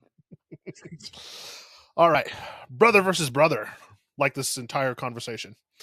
The choice of sides during the Horus Heresy was a crucible in which the fate of the galaxy was forged. The Primarchs, each unique in their temperament, experience, and relationship with the Emperor, made their fateful decisions based on a mix of loyalty, pride, ambition, and manipulation. For the loyalist Primarchs, their devotion to the Emperor and the belief in the Imperium's mission outweighed any personal grievances or doubts. They clung to the ideas of duty and unity, even as the galaxy crumbled around them. In contrast, their traitor Primarchs were seduced by chaos, disillusionment, or resentment, seeing their father's vision as either flawed or as a betrayal of their own potential. Their defection was as much an act of rebellion as it was an embrace of the darker destiny. I don't know why, but I just had a funny thing of the Primarchs rebelling. It just, their emo Primarchs like, you don't even know me, Dad. I'm joining Horus and just running out of the house. Yeah, a Raven Guard player would think that. I would think that. I Yes! would. Oh, he beat me to it. Gotcha, bitch. But when the strike model came out and they gave him the hair that was swooped across one of his eyes, I was like, I'm still cutting off and putting that helmet up there, but I'm keeping that head for something else. That is the best head they've ever made. Yeah. Instead of having the laurels on the helmet, all the Raven Guards have that fucking haircut on their helmet. Oh, so good. Now I want to glue it to a helmet. That's amazing. Is it? Yeah, absolutely. I don't know what you're talking about. This divide between the loyalists and traitors symbolizes the inherent tragedy of the heresy. It reflects not just the personal flaws and virtues of the Primarchs, but also the underlying instability of the Emperor's grand vision. The heresy demonstrated that even the most godlike beings were vulnerable to the human fatalities of pride, jealousy, and despair. The outcomes of their choices reverberate across the millennia. The loyalists preserved the Imperium, but at terrible cost, sacrificing the Emperor's dream of a brighter future. Meanwhile, the traitors, many of whom began their rebellion out of frustration or noble intent, became the twisted avatars of chaos, their legacies warped into eternal ruin. Their choices shaped a galaxy condemned to an endless war, each side forever locked in the shadow of that pivotal betrayal. So with that, we're just going to run through the 18 Primarchs that we know of really quick. By their names, we got Lionel Johnson of the Dark Angels, Leman Russ of the Space Wolves, Rogaldorn the Imperial Fists, Rabude Gilliman of the Ultramarines, Poster Boy, Ferrus Manus of the Iron Hands, Vulcan of the Salamanders, Sanguinius of the Blood Angels, Corvus Corax, the best one from Raven Guard, I can never say this guy's name, Jaghadi Khan. Jagatai Did I get that Khan. right? Jagatai Khan, thank you, of the White Scars. And then the Traitor Legions. We have Horus Lupercal of the Sons of Horus, later the Black Legion. Fulgrim of the Emperor's Children, Perturabo from the Iron Warriors, Angron of the World Eaters, Mortarion of the Death Guard, Magnus the Red, who did nothing wrong, of the Thousand Sons, Lorgar of the Word Bearers, Conrad Cruz from the Night Lords, and last but not least, Alfarius Omegon, the dual Primarch of the Alpha Legion. Did you say Conrad Cruz like it was Tom Cruise's brother? I might have. That's how it is. Tom and his brother Conrad. Yeah, Conrad Cruz. Is that not his name? Conrad Kurz. I'm dyslexic. I'm legitimately dyslexic. So if I don't hear someone say it, whatever I read it the first time, it's locked in until I'm corrected. I tried for many years to use that as an excuse. Oh, I'm dyslexic for my reading. But then I transferred into this where it's like, well, when you read read a word for the first time and you don't know how to say it, that means you learned it through reading. So big brain there. It goes over a little better than dyslexic because then they ask for paperwork and then you're fucked. When you can't prove it.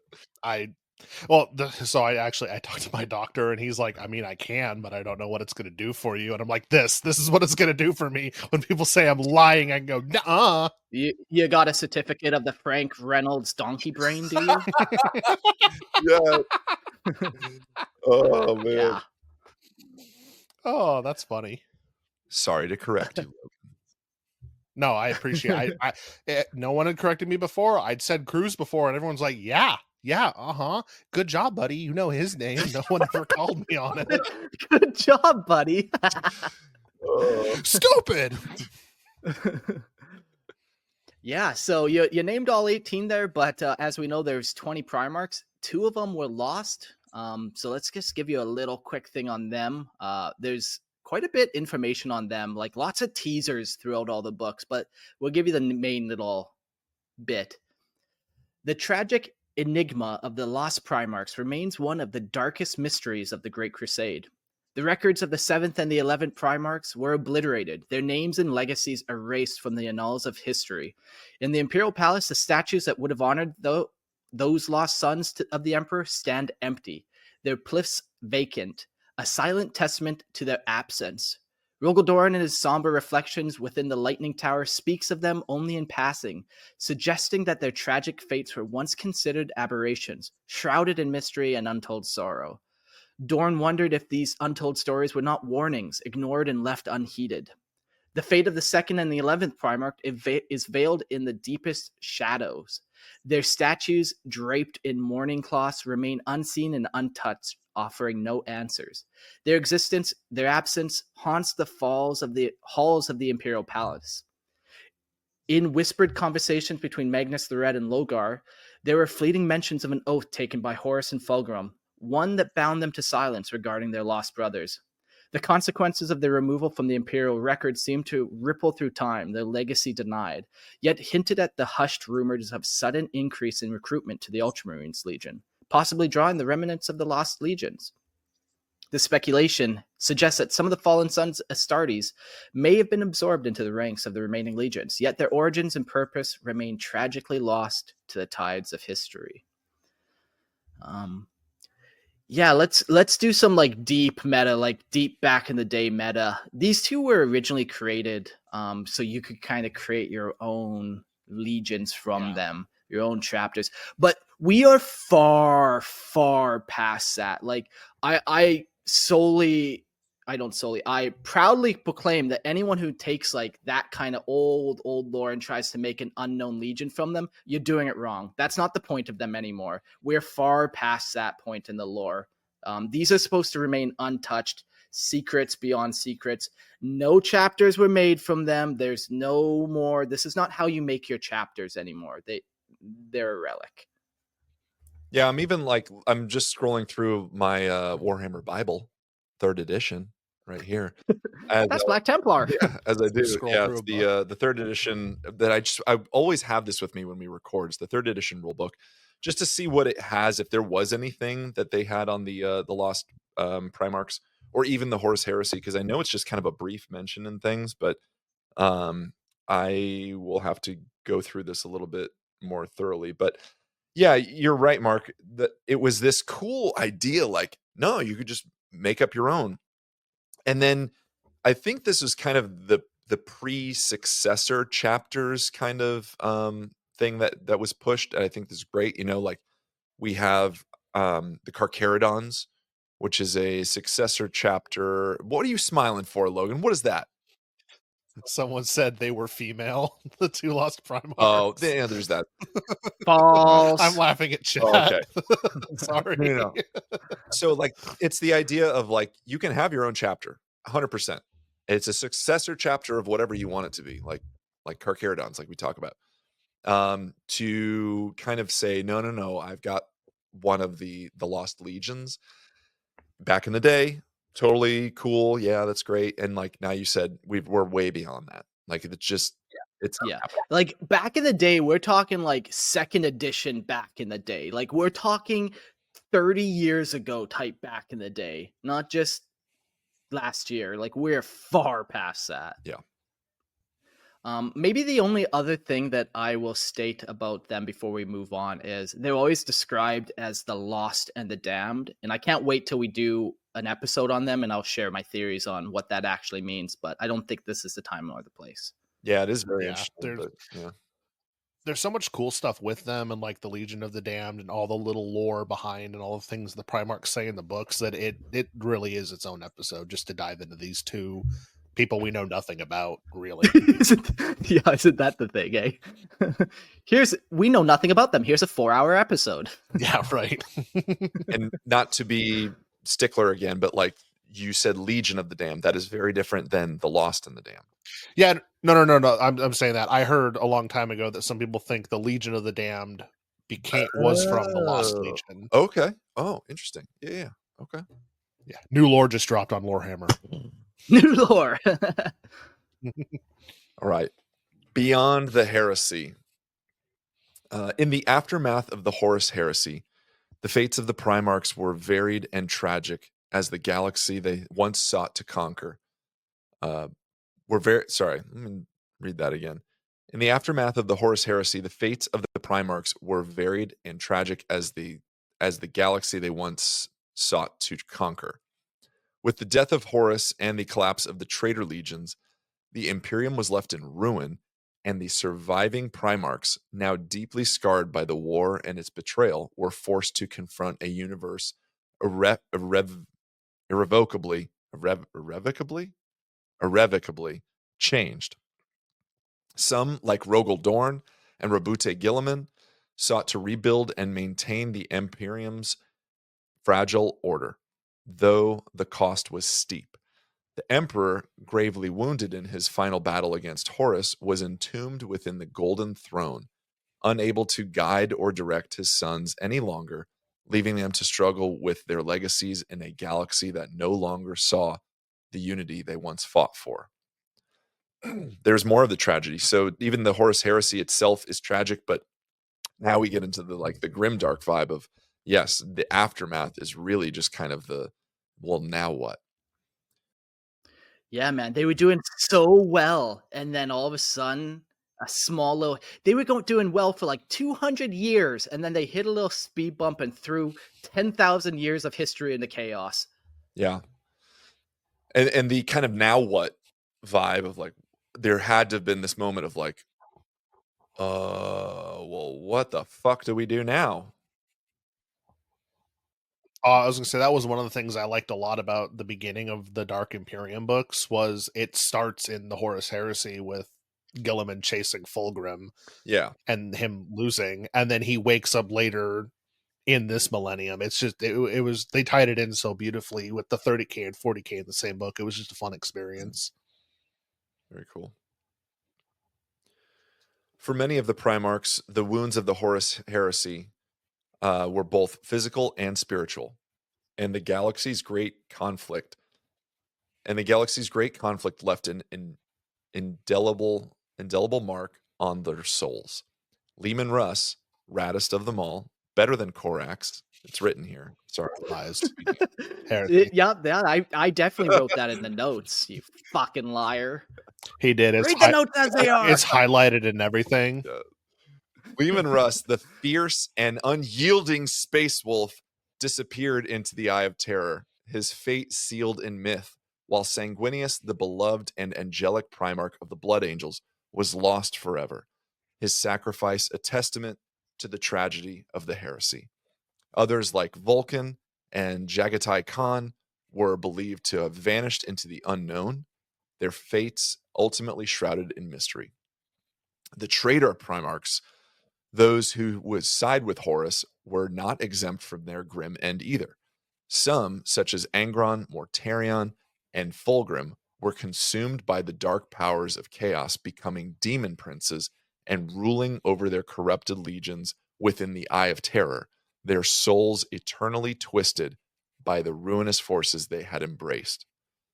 The galaxy, forever scarred by the heresy, became a cold, unforgiving place, and the Primarchs, those who survived and those who fell, remained echoes of a time when the Imperium's light seemed unassailable, now dimmed by the shadows of their choices.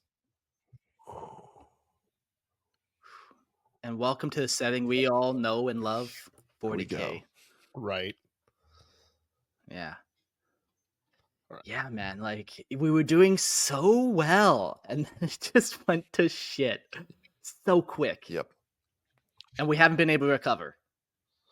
Yeah, and it could be a whole nother podcast episode on who's really at fault for causing the Horus heresy. Horus's name is in it, but was he really the one? Was it the gods? Was it Magnus? There's just so much cool stuff there.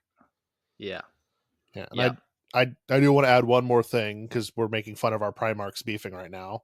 But my Primarch was last seen flying towards the Eye of Terra, so I'm pretty sure he's in the Eye of Terra with Russ chasing Lorgar or somebody down. That's cool. I like that. Side by side, like friends. Yeah, just a giant, and I think they're warp corrupted too. So Russ looks like a giant wolf, and Fulgrim looks raveny now. Which reminds me, Just a wolf and a raven. yeah, Cool. right. Have you heard the rumor that you're getting your Primarch next year? Yeah. Yes. And then this opens up like that. Should we have Primarchs? Like, will I buy that model and paint it? 100%. Will I put it on the table? Probably not. I've never seen you field Space Wolves. Yeah, like even at the beginning of this episode, I was talking about like how we're forming this. Like we're talking about the myth, the legend of 30K. And the more we find out about them, the less mysterious, the less it kind of appeals to you almost. But maybe that's just us nerds, you know. I'm 50-50 on it. I would love to play with my Primarch on the tabletop. I think that would be super cool, but at the same time the mystique is gone now because I know where he is. So it's like I lose my story, but I get a toy. I don't know. Yeah. It's a good way to put it. Yeah. We got a couple comments here. I'm just gonna say Purge.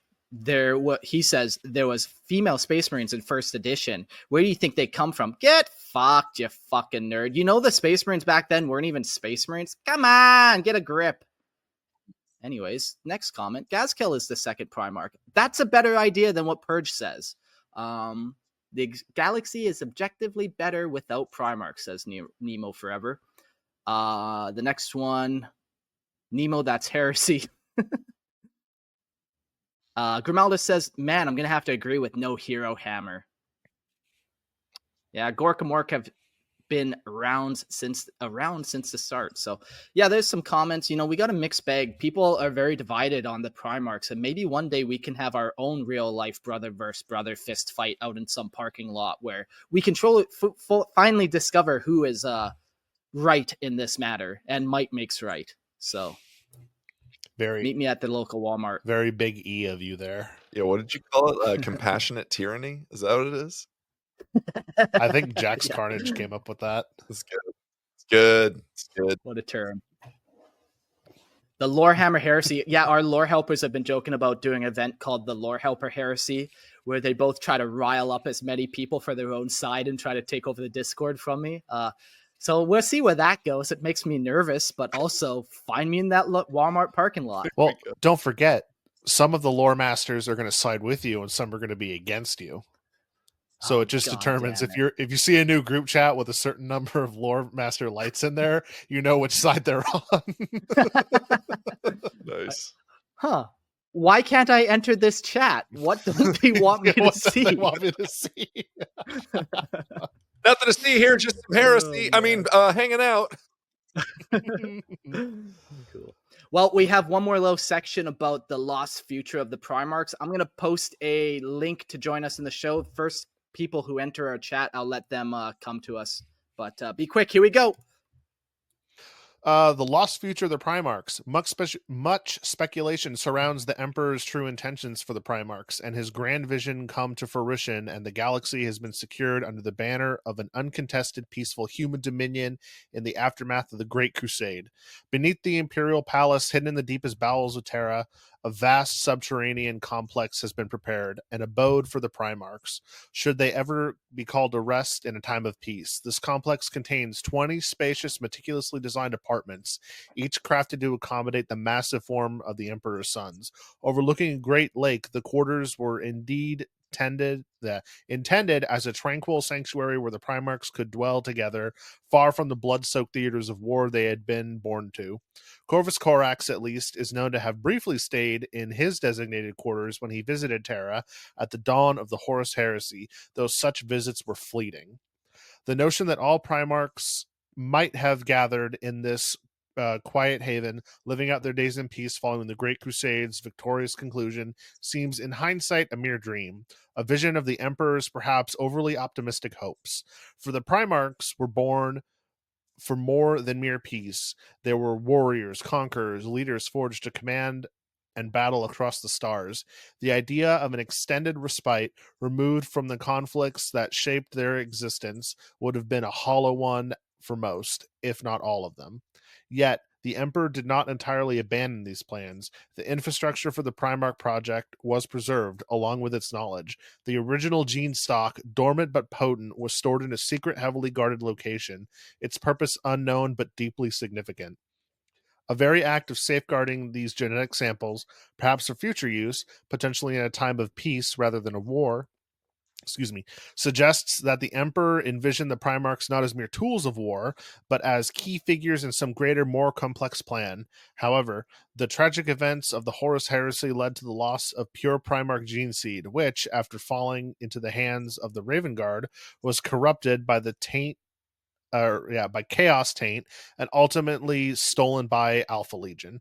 It is unclear whether the Primarch quarters or the laboratories of the Primarch Project remain in the 41st millennia, but was once hidden beneath the Imperial Palace is now, like so much of the Emperor's grand design, lost to time and tragedy. Way to go, Raven Guard.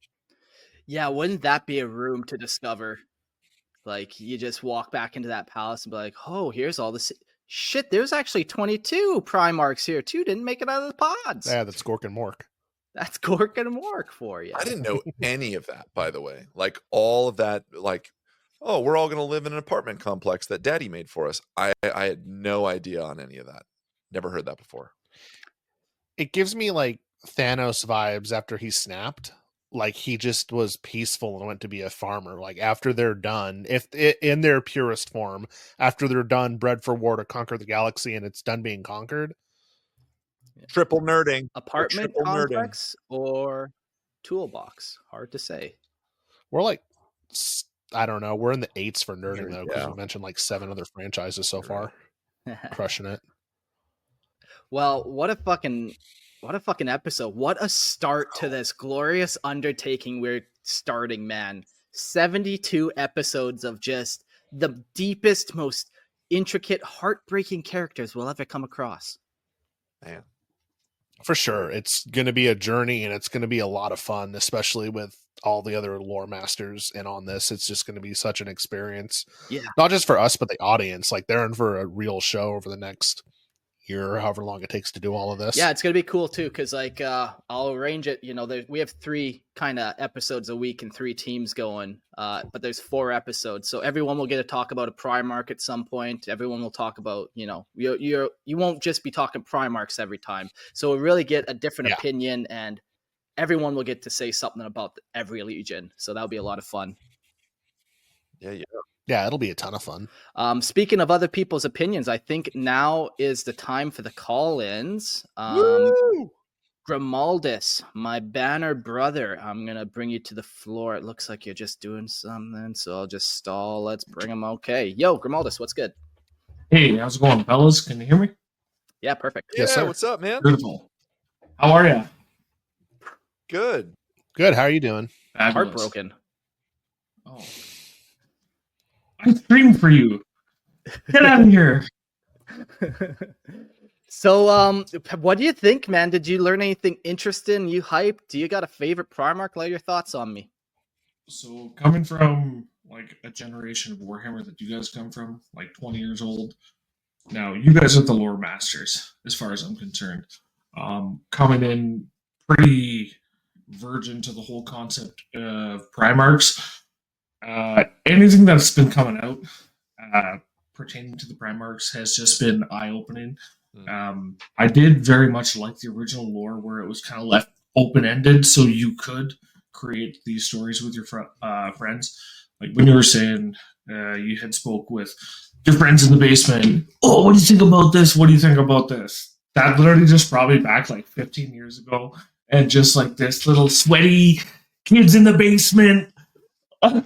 Just not like that's literally where my mind went. Like, yeah, this is really what brought me into the Warhammer universe. So yeah, man. Anything that's go ahead. Yeah, like just I think we've all had those moments with our friends where we're all just beat red from yelling at each other about this fucking fantasy universe that are just core memories, man.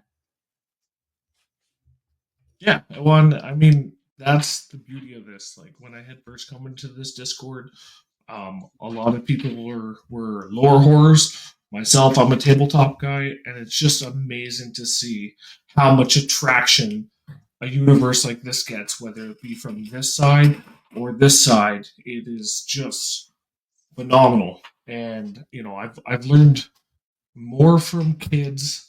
Sorry, I don't mean to use that term in a bad way, but like more from individuals that had been alive less in time than I had been playing this game, and I'm just jaw dropped every single time I hear some of these guys open their mouth. Like, God damn, what the fuck have I been doing with the rest of my life? Not learning this. The regret. He only has one regret, in that there wasn't enough time dedicated to 40K. Well, we're not all perpetuals like you, Mark. So, Ah. Ah. Yeah, yeah, yeah. Nice. So do you have a favorite Primarch, and if so, why? Man, I really gotta say, I used to be a Blood Angels fanboy, but upon my years of corruption, I've become a rather big fan of Magnus. He's whipping out a T-shirt. Whoa! Yeah. So, yeah, Those are super cool. I really like the Thousand Sons. It's a pretty tragic story, Mm-hmm. and it's just that brings more to the grim dark setting that 40K and Games Workshop has produced for us. That we can just take and grasp and do whatever the fuck we want with it. Yeah. Yeah, like he's a great example of just like not all bad guys are bad. You know, not all of them start off just like maniacal mustache twirling villains, you know. We get there eventually, but that's not how we start. I mean, you live long enough, or you either die a hero, or you live long enough to be a villain. And Yep. Gotta say, Magnus fit the bill on that one. For sure. That's why I said Magnus did nothing wrong. Well, that's questionable. There was some things wrong, but like, I mean, at the end of the day, I believe the same. He fucked up a little bit, but I mean, what's one little pee slap? Yeah. Cool. Well, we got a lot of caller-ins here. Closing thoughts before we jump to the next one? Man, guys, keep it up. Anyone who hasn't joined the Patreon, get on that shit. You can be like cool and get a fucking Lorehammer banner like that. Get on it. Yeah. Yeah, and I think are you gonna try hosting the secret level Warhammer thing again on the Discord after this episode? Yeah. Or So who's ever gonna be on after the episode? I think Mark said it was 17 minutes. If you join the Discord, Mark can help you out with the Discord thing, or look at the Google Notes or YouTube Notes. If you're not already in the Discord, go to the general chat. I'll be hosting that video afterwards. So, everyone be on mute. We're trying to watch the video. yeah, very cool. All right, man. Thanks, homie. We'll jump to the next person. And this will be Purge. You can defend yourself now, Purge, for all your heinous comments that you've made. I just make them out of jest. Oh, you're a troll. Okay, well then we'll go to the next person. Just kidding. Like, I'm still adamant against female space marines, but I still think it's funny to get you riled up about them. Yeah. And I'm an easy get too. I'm an easy target. You know, I'll feed that troll all day long. I think I get off to it just like you get off to trolling me. It makes for good content. Well, it just shows the passion that everybody has in their little, corners, sticking their banner in the ground. Like, no, I believe in this. With this part of the world. That's cool. I like it. Yeah. So, questions for you, Purge, is how was the episode? Who's your favorite Primarch? What would you have done differently if you were the Emperor? Favorite Primarch is Conrad because he's a hero of the Imperium. Without him, people would have known or would have never gone back to Terra to save the Emperor, and we'd have an even more dead Emperor than we have now. What I would have done differently is the Emperor should have done more indoctrination as opposed to being a father figure. Because as a father figure, he kind of fed all those emotions of jealousy and betrayal, where if it was just more about indoctrination, like, you are my tool and you are going to be a tool. You're nothing more than that to me. But he's like, no, I got the milk and I came back for you now. Yeah, I just wonder how that would play out, though. Like, so, the Primarchs are thrown across the galaxy. Your technique would have worked if they didn't get flung across the galaxy. But he pulls up onto Caliban, and he's like, well, Lionel Johnson, you're going to join me and just be my tool, as opposed to, Lionel Johnson, I've been looking for you. You're my firstborn son. It doesn't have the same appeal off the get-go. May not have the same appeal, but in the same regard, Primarchs don't necessarily have the same way of thinking that a normal human has. Like, they're built literally for war and saying, "Hey, I found you, and I need you to fight this war for me. Come Let's back to go the kill fold." shit. Yeah, But as a rebuttal, they were built for war, yes, but they were also built for diplomacy and politics and inspiration. And I think there is a little bit more to it in the sense that he wanted them to be different than the Thunder Warriors, and the desire to relate more to humanity than previously. So I think you're right, Purge. Like, I think if he was trying to do it the right way, in more of a streamlined, correct way, yeah, I think the distinction between like father figure and maybe just like leader would have been probably stronger had he gone with the leader vibe. But circumstances changed everything. Yeah, like Mark's saying, like he having to go basically convince them. You get a lot more flies with honey than you do with vinegar, as they say. But they are tools of war, but they're tools of other things as well. They are diplomatic, and they're for, I don't want to say they're for the people, but they're not just war entities, I think. but there's other Primarchs in their chapters that he'd wipe out just because they weren't going with the flow. So like, how is that? All right, well, you'll wipe out my chapter because I'm worshiping you, or you're gonna say I'm a betrayer because I'm worshiping you, and now I'm the bad guy, in regards of some Primarch and the Emperor, or I forget what chapter it is, but he wiped out an entire chapter just because they weren't going necessarily along with his game plan. And it's like, okay, so what kind of mood are you setting then for the rest of the Primarchs? Like, oh, I have to see you as a father figure, and if I don't tote this whole father figure line, then you can wipe me or my chapter out. Yeah, and maybe that's the two, kind of talking about the two lost legions could be that way. Um, I don't know. Again, we give the Emperor credit as being this almost perfect thing, but he's not perfect, and so it's this idea that maybe, I don't know. It probably would have been better. I think you're right in some sense that like it probably could have been a more efficient reunification, and the Great Crusade could have probably been more effective had he just treated them as tools of war. But then we wouldn't have that story. Then That's what happens is you don't get the Horus Heresy. Now you have all these Primarchs and their chapters and all these Primarchs on the table. And it doesn't make for a good story, but yeah. if he wanted to be more efficient about it, then yeah, he would have treated them as tools of war. Mhm. Yeah.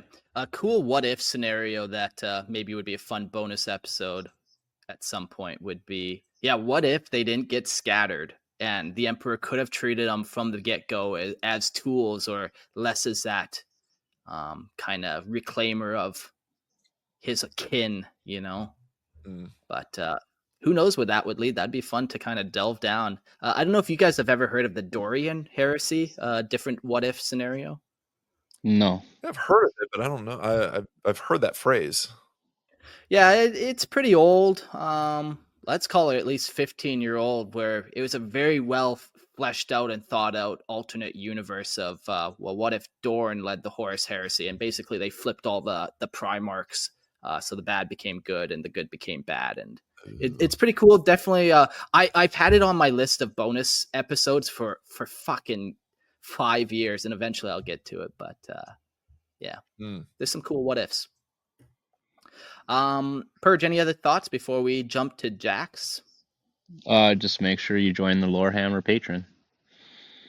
You guys are shills for old Lorehammer. I appreciate that. Thank you.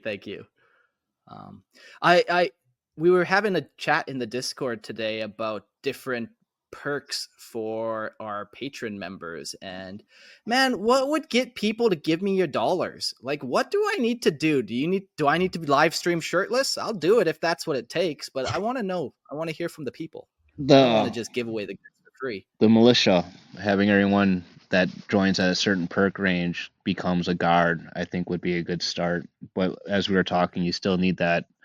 That'd be like your third wing perk, and you get it for the fourth tier perk, but then you need something special for the fourth tier. Yeah, well, maybe we need to start doing like an official Lorehammer regiment, and then we already have the official Liber Malleus Astartes chapter. So yeah, maybe tier 3, you become a guardsman. We write your name in this regiment that we build out. You can choose what kind of fucking are you, artilleryman. But if you do a higher tier, then maybe you join the ranks of the Legion Astartes, the Liber Malleus. So we got some ideas brewing. Or you can be a tank commander. The Warhammer band. The tank commander. Yeah. We're gonna do the Lorehammer bands though. We're gonna do Acid Tyrant and the what was the other one for today? The EPOP Emperor's Band. Emperor's. Yeah. We'll call it something cool, but like we'll do these things. I'll get creative. I'll throw some stuff. EPOP Grimdark Girl. Yeah. Oh God. Oh yes. yes. And then that will slowly spawn into Mark body pillows, and then it's a whole big fucking thing. Wait, you guys don't have one? We don't want.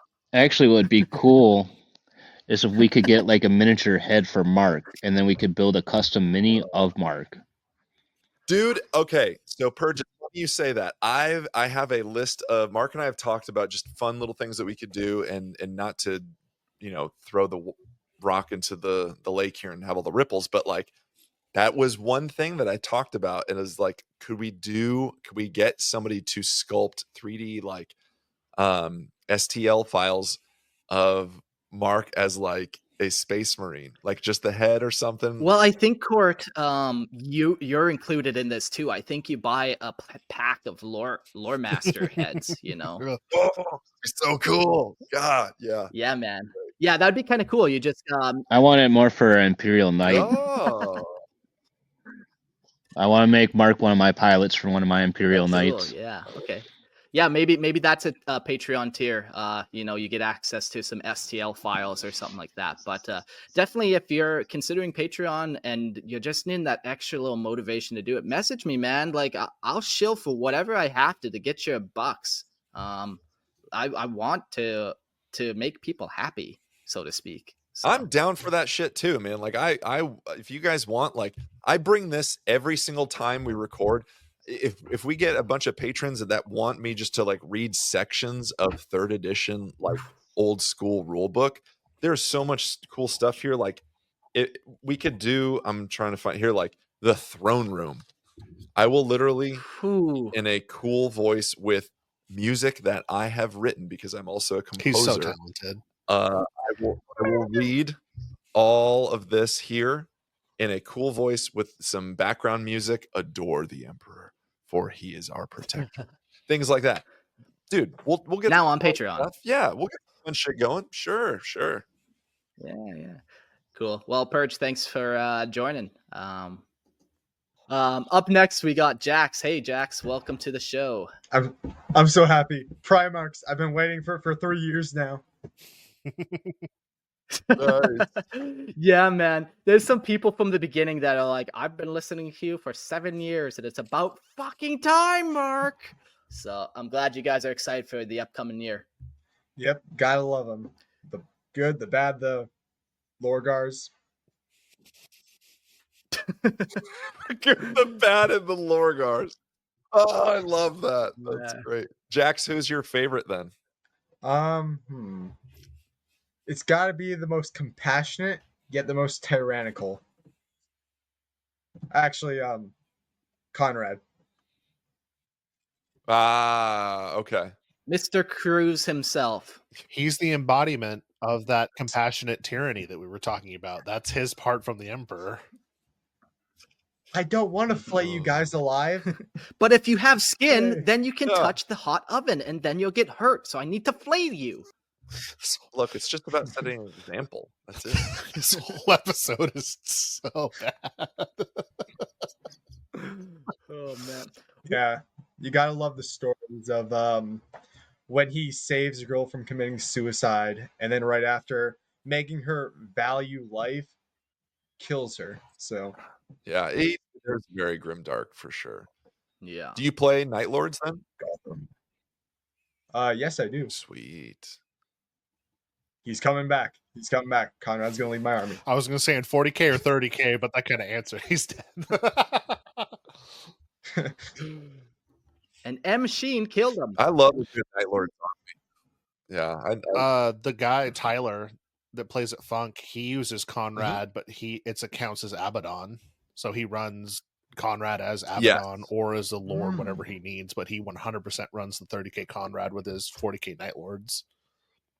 Heresy. big shout out. Tyler's one of my best friends. Yo, Jax, I seen your one comment there that the artwork of the Dorian Heresy is peak What If. Yeah, for sure. I always picture the Ultramarines, man. Ooh. I always picture them because they basically branch off and start their own 500 worlds, but since they're kind of close to the Tau Empire, they align with the Tau, so then they get this cool Tau Ultramarine tech vibe where it's super sleek, but angular Tau armor. They got rail rifles and shit. Are you thinking of a specific Dorian Heresy artwork piece? Have you seen the one where it's all the loyalists, the traitors turned loyalists? They're all like standing. You got like loyalist Mortarion, Horus with a halo. Conrad Curse, he's one of my favorites. He's one of the smallest, but it's like that loyalist Night Lord. It's like, ooh. I love the Dorian Heresy. It's so I went on a deep rabbit hole one night just flipping through and reading all of it. I'm like, this is so cool. Yeah. Yeah, for sure. One of the coolest What Ifs. I'm looking at it now. We're just blowing Court's mind today with new things. He's learning about Secret Level, the Dorian Heresy. He's just, I'm learning.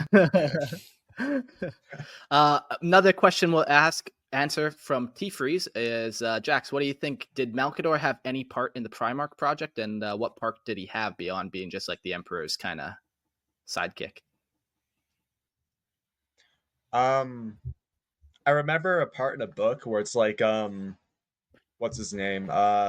Horus, the big man himself, who I keep forgetting.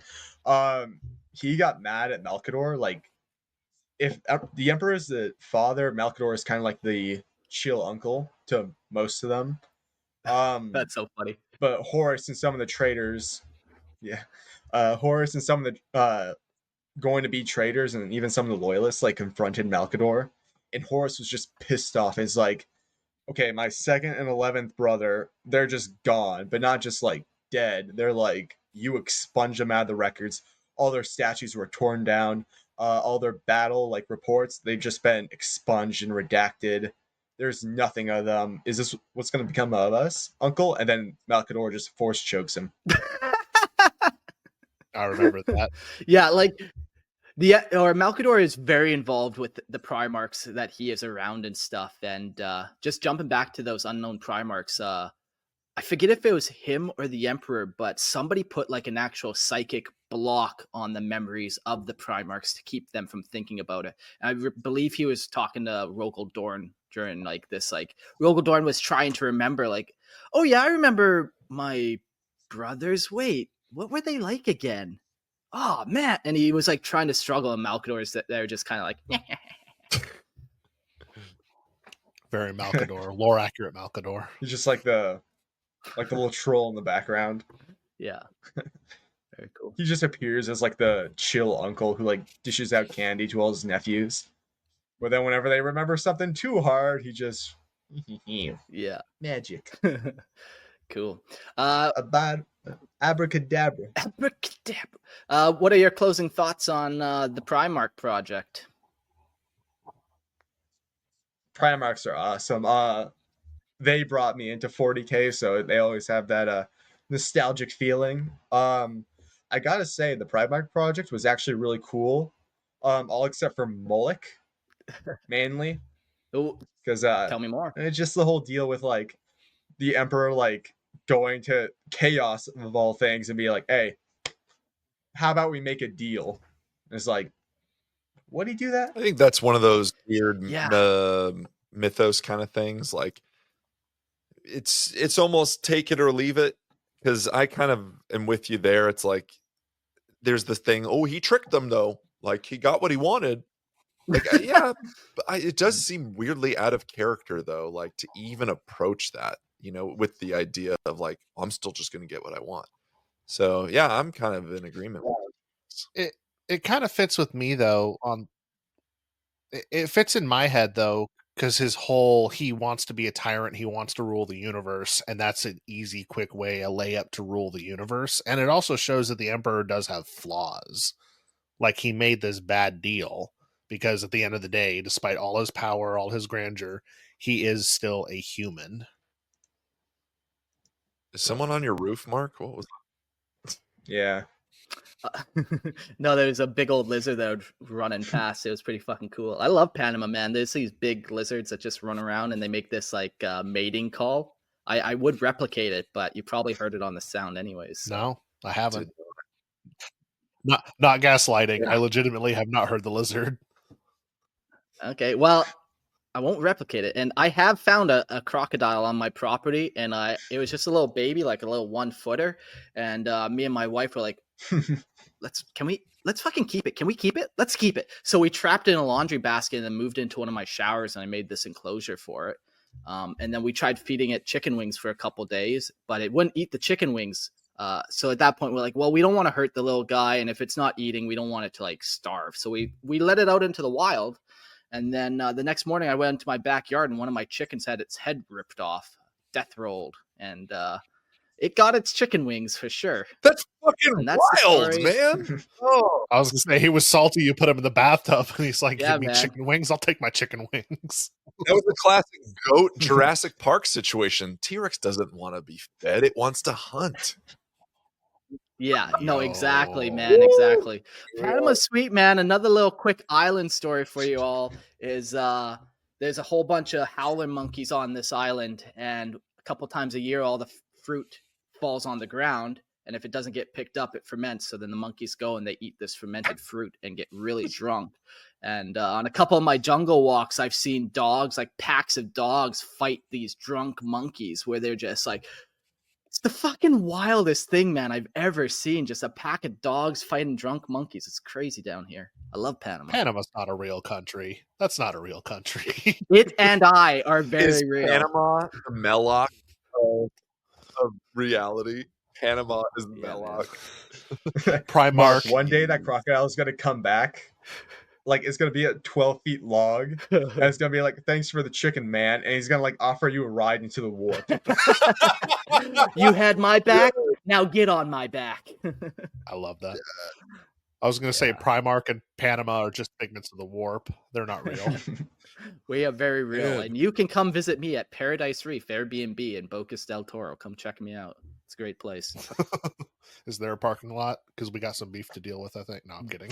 Boat access only. Yeah, so. All right, Jax, any closing thoughts? One small thing that you guys had kind of touched up on a little bit, but each Primarch is actually psychically connected to the warp.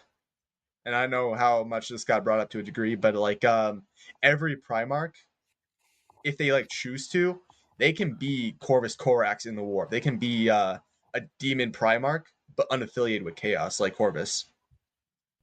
Yeah, that is interesting. Like, maybe you're just using the word demon Primarch, and that's what pisses me off more. Like, I would describe it more like they know how to like master the warp. You know, they're psychers, just like any psyker can master the warp. Mhm. It's not necessarily that they're doing it through demonic means. But yeah, no, that's a great point, man. They're all latent psychers to some degree, and they all have different kind of powers and abilities. Yeah, I really hope you touch up on the like the Mortarion episode, maybe. But like he hates psychic powers, and he like hates psychers, all of them. So when he became a psyker himself, he just got like super depressed and is like, "Fuck this, man." But yeah, and then he hated Magnus for a while, and then Magnus helped him out a little bit, and Mortarion actually became like what he was supposed to be, just like a nice Primarch who was kind to his brothers, who didn't treat psychers like crap. You know who else is anti-psyker? Lehman Russ. Battle axes are very anti-psyker. Rough. Yeah. We're not psychers. We're The dog, just a wolf Primarch. You you make fun of Ravengard for being emo, but you are the most not like other girls Legion out of all of them. That's because they're like a wolf. What are you saying, Logan? You're cutting out. I'm saying you're a bunch of furries and you're liars. Cool. Well, Jax, thanks for calling in. Remember Nike? Peace. I love Jax. There's a couple more people in the chat. Nemo Forever, sorry we're not getting to you, but I think this Sunday we're recording an episode with Nemo Forever and Grimaldus, and those two are going to be, we're doing a High Lords of Terra episode, so come check us out. But we're running late here, so let's get to our end notes. What are your boys' closing thoughts on this episode? I thought it was fun. Like, you think you know a lot about the lore, and then I come in here and I'm like, oh wow, this is a lot of stuff I did not know. I always come in here thinking I know what's up, and I always leave going, this is something new to think of. So it was a really cool episode. I had a lot of fun doing it. Yeah, I agree. I love the idea of the Primarch Project, mostly because it really then kind of kicks off and delves into the Horus Heresy, which clearly was an emotional read for me. So thank you, Logan. I think it shows great characters within the setting or story of Warhammer, and I'm all about characters. I just think that the flaws, the strengths, everything, and so the Primarch Project showcases all of these guys that just were created and that we get to enjoy, and it's so cool. Whether you enjoy them on the tabletop, and that's rad too, or you just enjoy the lore and the stories, whatever. But it's kaleidoscopic in the sense that like you get a little bit of everything with these guys. Yeah, that's a cool way to describe it. Thank you. Yeah. I think my closing thoughts would be even the greatest amongst us can fall to treachery, chaos, damnation. So keep a close eye on your brothers, because they could be next. There you go. And with that, we'll jump to the shout outs here. If you like Lorehammer and you like homebrew lore, check out Lorehammer Listener Lore podcast. Man, it's tough to do some episodes. Like, I just don't have a lot of time nowadays. But that podcast isn't dead. Don't worry. There's 200 episodes out there, and it's not dead till I hit 500. So don't you worry about that. Yeah, and then we've also got the Funkatronic Rex podcast, which I was co-hosting, writing, producing, and everything. We're just on a hiatus right now until the end of the year. And so go check us out. You can just look us up on Spotify, Apple, wherever you find podcasts at Funkatronic Rex. That's FUNKATRONIC Rex, REX, Funkatronic Rex podcast. We talk board games, we talk card games, we talk nerd stuff, and we talk everything that's kind of funny in that realm. Love it. And if you like nerd stuff, but also cryptids, conspiracies, and true crime, come check me out on YouTube at Hydra Thoughts. We're doing cryptids across America, some conspiracy theories, and some potential domestic terrorists or heroes of the people. Come check it out. You'll see. Yeah, I think I have to after that fucking sales pitch. Oh, yeah. Terror? Yeah. Wait, is Bigfoot a terrorist? Fuck. Maybe. I don't know. You have to come see. You got to come check the video out. See. Bigfoot, lost Primarch. You're gonna have me. Yeah, Bigfoot's the lost Primarch. You're gonna have my face like this, the soy face pointing at Bigfoot, the Imperial Aquila on him. Great thumbnail you just made for us. Perfect. I got you. Cool. And final shout out to our Patreon members and new Patreon members. Whether you're old or new, we appreciate every dollar you send our way. It really does allow me to create the time to do this. Like this year, I've been running my Airbnb the last 2 years, but this year I'm doing solely Lorehammer stuff because you guys have provided enough money for me to do that. So as much as I'm going to miss doing the Airbnb and giving couples a great vacation, I fucking love 40K. So no love lost there on that one. So thank you to all the Patreons for helping me do that. This last few days, we've had Zuga, Benjamin, and a female Space Marine join. So one of those dollars I will not be taking. The rest, thank you so much. Take the blood money. Green is green, I suppose, at the end of the day. So thanks everyone for joining the Patreon. And go check that out to support the show. Well, that's that. Another episode of Lorehammer in the Banks. Wednesday's episode, which I guess is tomorrow, is going to be Founding a Legion. And this time we talked about Primarchs. Next time we're going to be talking about Astartes. So very cool. See you all on the next episode.